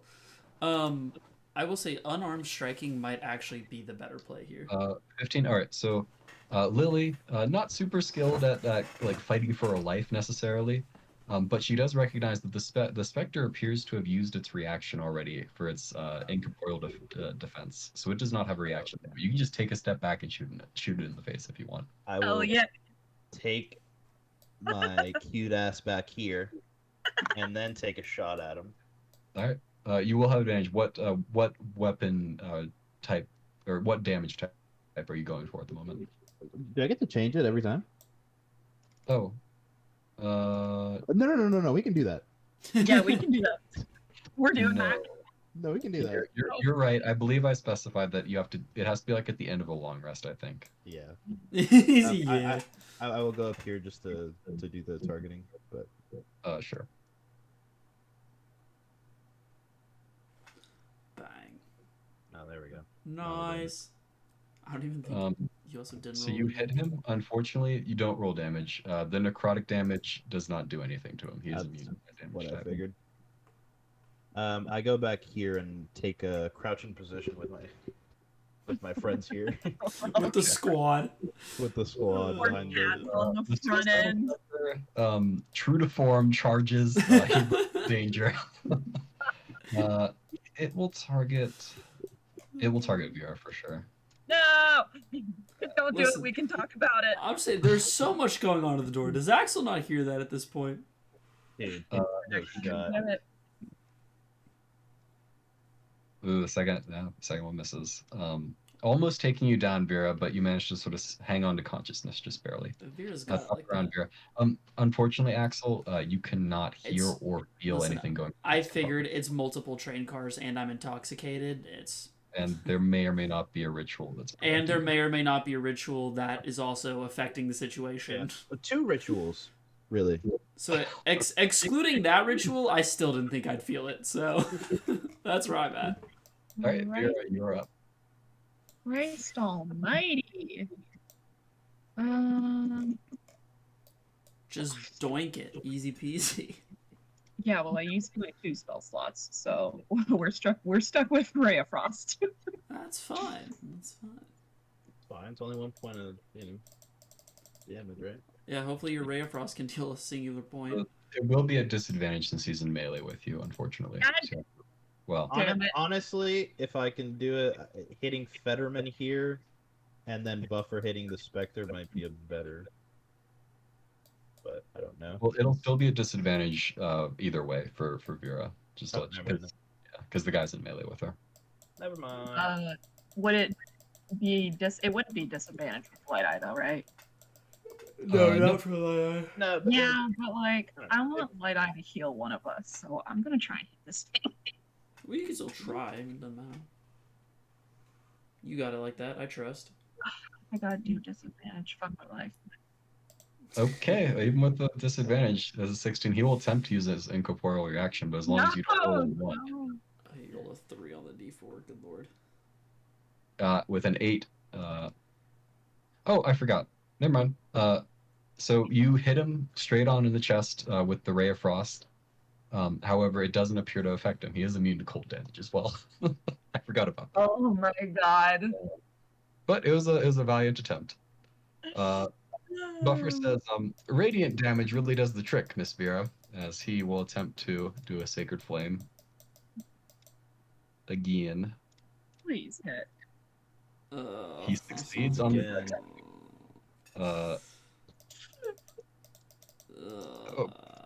Buffer sputters as he's unable to target this thing with his spells. I'm about to get yanked by a suicidal spectre. Yes, that is what's going to happen. However, roll that real quick.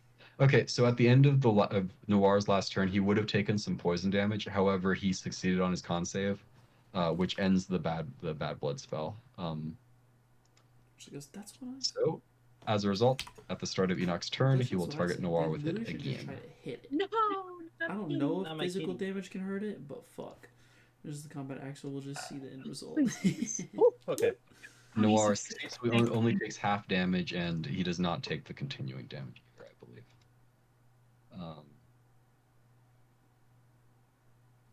Yeah.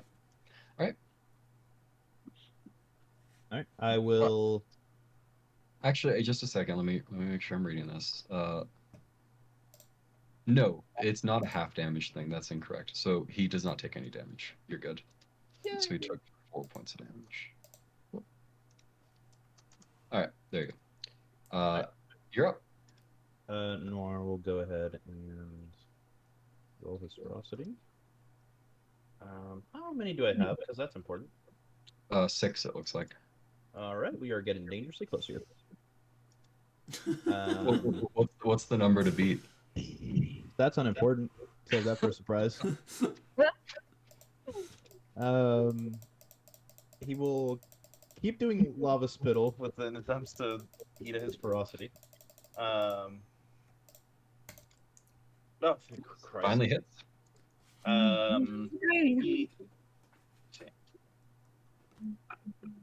He does take an extra 2 there. I think it included that already. Did it? Yeah, I think so. +2. What's the proficiency again? Okay. And then Lily will. Yeah, Lily just needs to get rid of the Spectre, I guess. Please. Godspeed. He will step forward, jumping over the spool, and in a mid flip, hit him with the bow and arrow. Just kidding, no. He will hit a Fetterman again.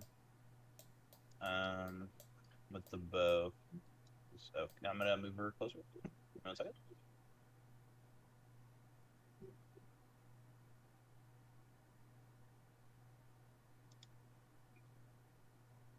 All right, Okay. and then So, she will, unfortunately, it is still necrotic damage, so he only takes half of that. yeah, and then she will stay here. Trying, I guess she might like duck under the barrels if she can, or try to do some of that. Okay. Yeah, and she will go ahead and stay here. Okay. The suicidal specter, unfortunately, will target Vera. I'm sorry, I Vera. turned. Necrotic Nice. damage doesn't do anything. Well, Uh, shit. Bringing her down,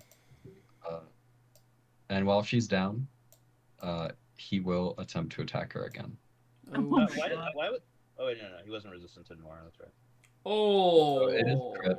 Well, I mean, it's a crit either way. So that's 2 failed death saves. Oh, At Vera's turn, go ahead and make a death saving throw. oh fuck! Wait, pause. Fucking left me to die to the specter. I bet necrotic damage doesn't do anything. I can't do anything. It. Oh god. No one's tried punching it. I want to be very clear. Okay. So ironically enough, so I've had this. This might be the first time it's ever actually been relevant. Bless. It's sort of debatable whether it applies to death saves or not, but I've seen it rule, and I have ruled in the past that it is. So with a 9, you would have failed that. Wow. But Blessing Bless on put it you, up. you do manage to succeed on Woo. the death, which is very funny to me. Oh my god. So that's Vera. Buffer, panicking, he goes over to you, and he will attempt to heal you. Sounds like a good idea. Good job, Buffer. Yeah, he will do his best heal. Bring you back to full. God, speed! That's why it's my favorite NPC. And he does manage to stay awake from the strain. Oh. He says, Ms. Vera, now's not the time to be taking naps. Enoch will attempt to boil Noir's blood again. Oh, nice. Yeah, he succeeded on the save. Huge. Very good. So he is good. So not even close, really, is what you're telling me. Nah, Uh, not even no. worry about it. He growls in frustration that he can't deal with this cat who looks suspiciously like a hellhound. Alright. Noir will go for it again. Shit, what am I at? 6. 6 now. Okay, we're good. I mean, not even worry about it. Like, I don't even know the number, so like, it's not gonna matter anyway. I feel like you're lying. He will go again and do another wasp spittle. Nice. Oh, There we go, now we're talking. All right, another 6 points of damage.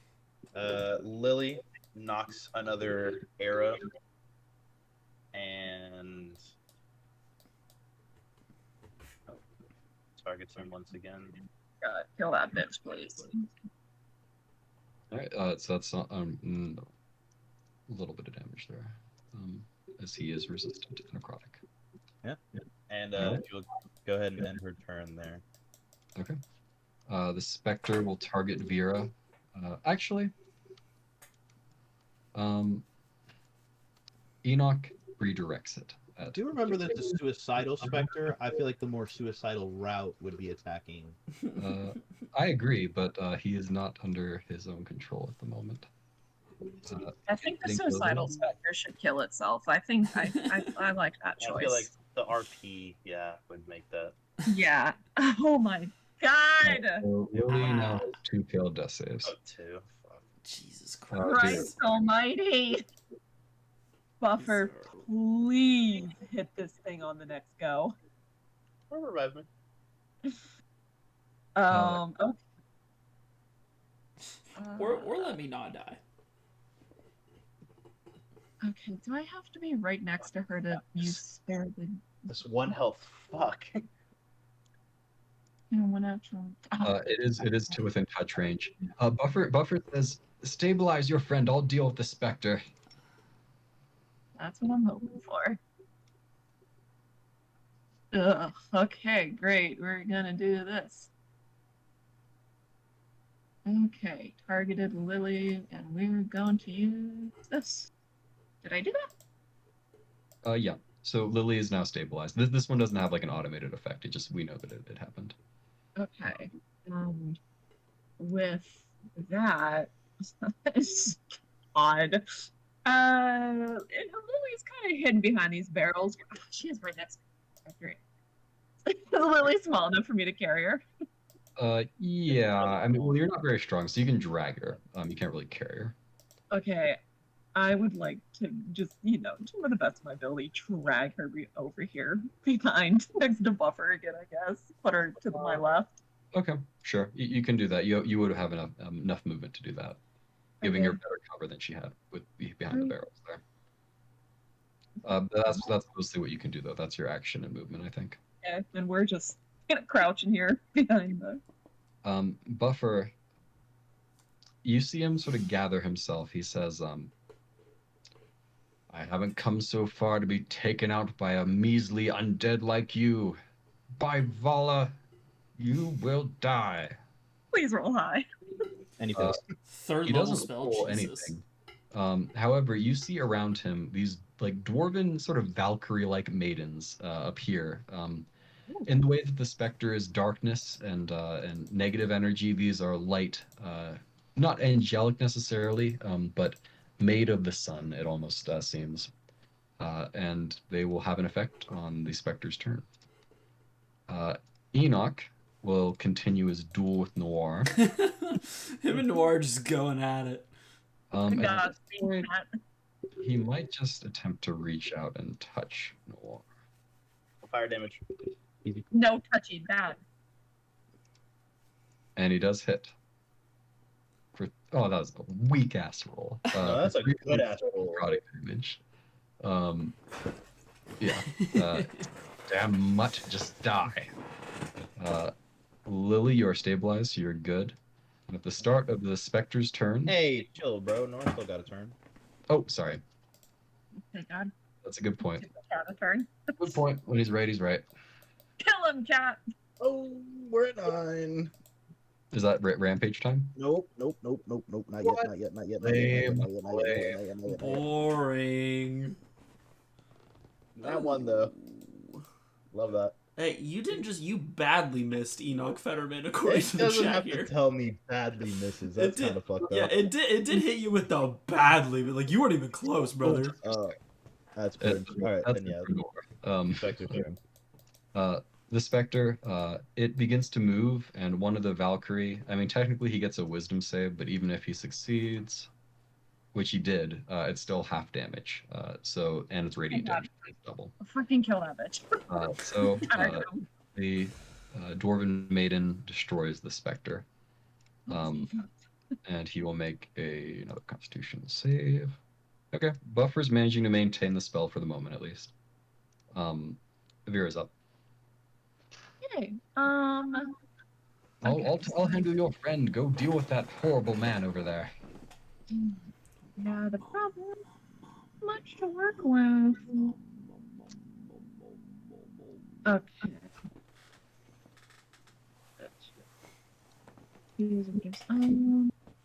God. I don't suppose you'd be able to tell me if cold damage would work on Mr. Fetterman. How you feel like telling me that? You don't know. Guess we'll find God. out, huh? Come on, God, be merciful. Okay, whatever. If I'm gonna die, I want it to be by mercy with God. Cool. We're within range. It's Wait, fine. I don't think you're allowed to ask for mercy from God when you a few turns ago were saying how you fear no God. You know what I mean? Like it feels a little. It seems a little hypocritical. Yeah. True. Actually, kind of true. You say "fuck you," make him immune. I'll hit him anyway. God. Ooh, another nat one. Wow, y'all are Yeah, dog we shit. are. Okay. Yeah, I mean, Listen, I did great at the beginning. We're yeah, at one. we all Right, did it's on. wonderful, and the luck is all been dried out. Okay, but could you tell me if that would have done damage? Yeah, that would be something, all right. It would help you in your current predicament. Buffer reaches over and brings Lily up, sort of dragging her to her feet, and say, "Fight's still on, Miss Lily. I think your cat is still deep within the battle here." And that'll be his turn. Fetterman. Can I ask why Buffer has to make a con save every turn, even when he doesn't take damage? Is this just like a character thing? Yeah, he's an old dwarf who is Okay, not yeah, meant for combat. Okay. Fetterman will attempt to go closer to you guys. Noir gets an attack of opportunity. He takes it. He's gonna bite that shit out of his ankles, bro. I guess yeah. His It would just ankles be. are Would wide it just be open. like the bite attack? Yes, it would. Yeah, I think so. Yeah, it does have to be the bite attack, I think. Chunky. Nice. Wow, solid hit. He grounds his teeth and just moves forward closer to everyone in the corner there. And then he will cast. He says, "My master taught me better than this. You've had me on the back foot, but I will finish you." As he gains a fair amount of temp HP. Dude, I have No. that spell. Did that do it correctly? I don't think that did it correctly. No, third level should be way more than that. I can tell you that. Okay, so Yeah, he should be way stronger than this, guys. I don't know. Here, I'll roll it again manually and get rid of the thing.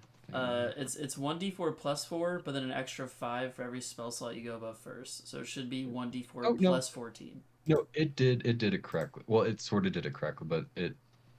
All right, whatever. I fixed it. So the blue health bar is his temp HP. Lily, you are up. Noir, in true fashion, runs up. He will roll across it without hostile. Yeah. Which, thank God, without hostile. Woo! Lava spittles again. Where's the fire breath? What is this lava? I can't. That's at 5th level, dude. Oh, okay. Yeah, you're right. You're right. I listen. God, If you let me, I'm more than down to run a fire breath multiple I forgot how it worked. Enoch a little quicker on his feet this time. However, Lily is up to take her turn as well. Lily will go ahead and strike it with another knocked arrow. Okay. Oh my God, bro. God bless. And she, Sure that one against this guy. yeah, she will try to not stay in a straight line here at least. Good Taking habits, cover good behind the habits. boxes as well. Okay. Here are the Next up is Vera. Oh, yippee. Wowsies. Hey, you hit! 2 whole damage. Let's go. Cool. He was not resistant. Thank God! His movement slows too. Yay! All right. Buffer is up. He will drop concentration on the spirit guardians because that's not fun for him to keep doing this. He will stand up and yeah, he's not happy with this guy at all, and he does not want to give him a chance to do whatever he's gonna do. And he says, "I serve life. I have no desire to kill. For necromancers who attempt to kill my friends, though, I make an exception." As he basically kami-kamihas with this guiding bolt spell. Hell Let's see. yeah. Oh, yeah. That's right. Oh, man, it did hit just barely. let's go. As it tears away. So with the false life, there was like this barrier of necrotic energy that he had erected around him. The guiding bolt tears that away and tears a fair amount of his cloak and flesh off as well, as he is on his last legs here. Needs one final hit. However, with that effort, I'm not. Okay, if he gets a nat 20, but like. Okay, yeah, traditional Buffer falls over unconscious. That was his limit. Checks out. Where's unconscious? There it is. Next up is Enoch. He says, "You will all boil," and he will target all of you with bad blood at 3rd level.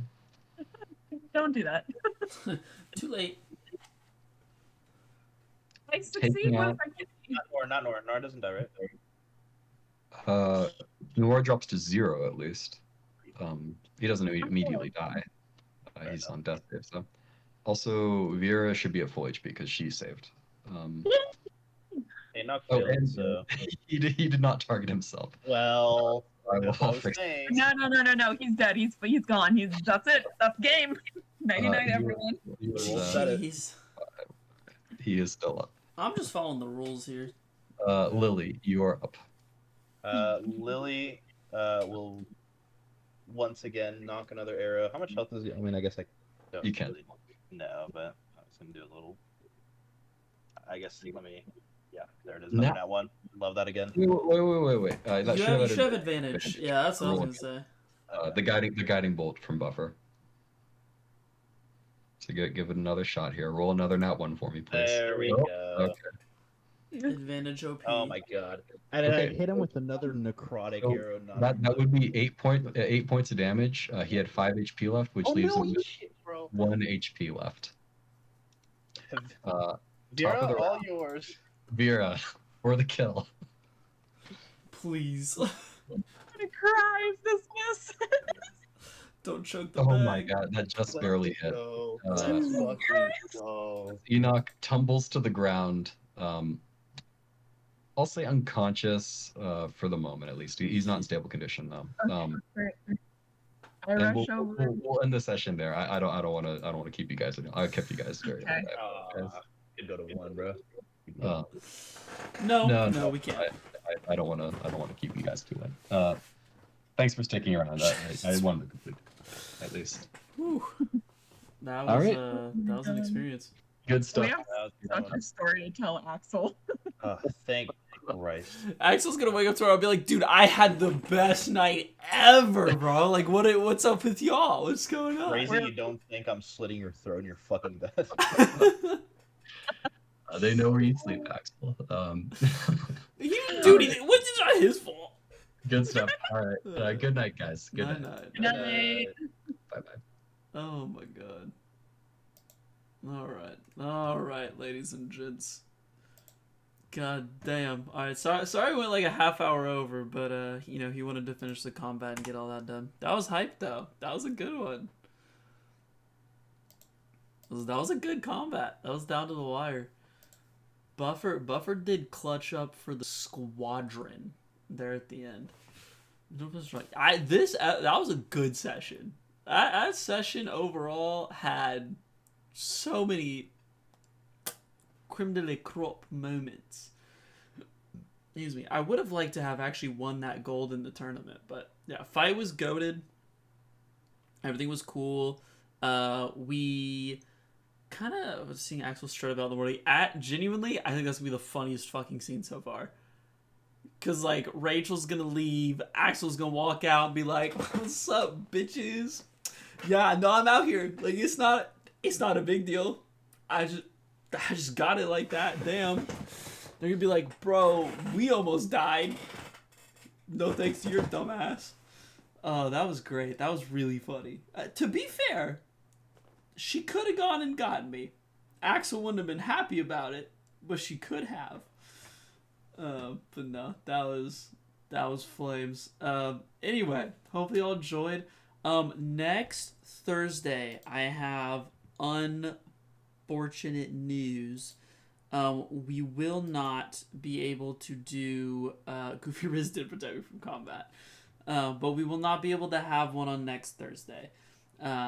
We are doing stuff throughout the week, so we will not be able to.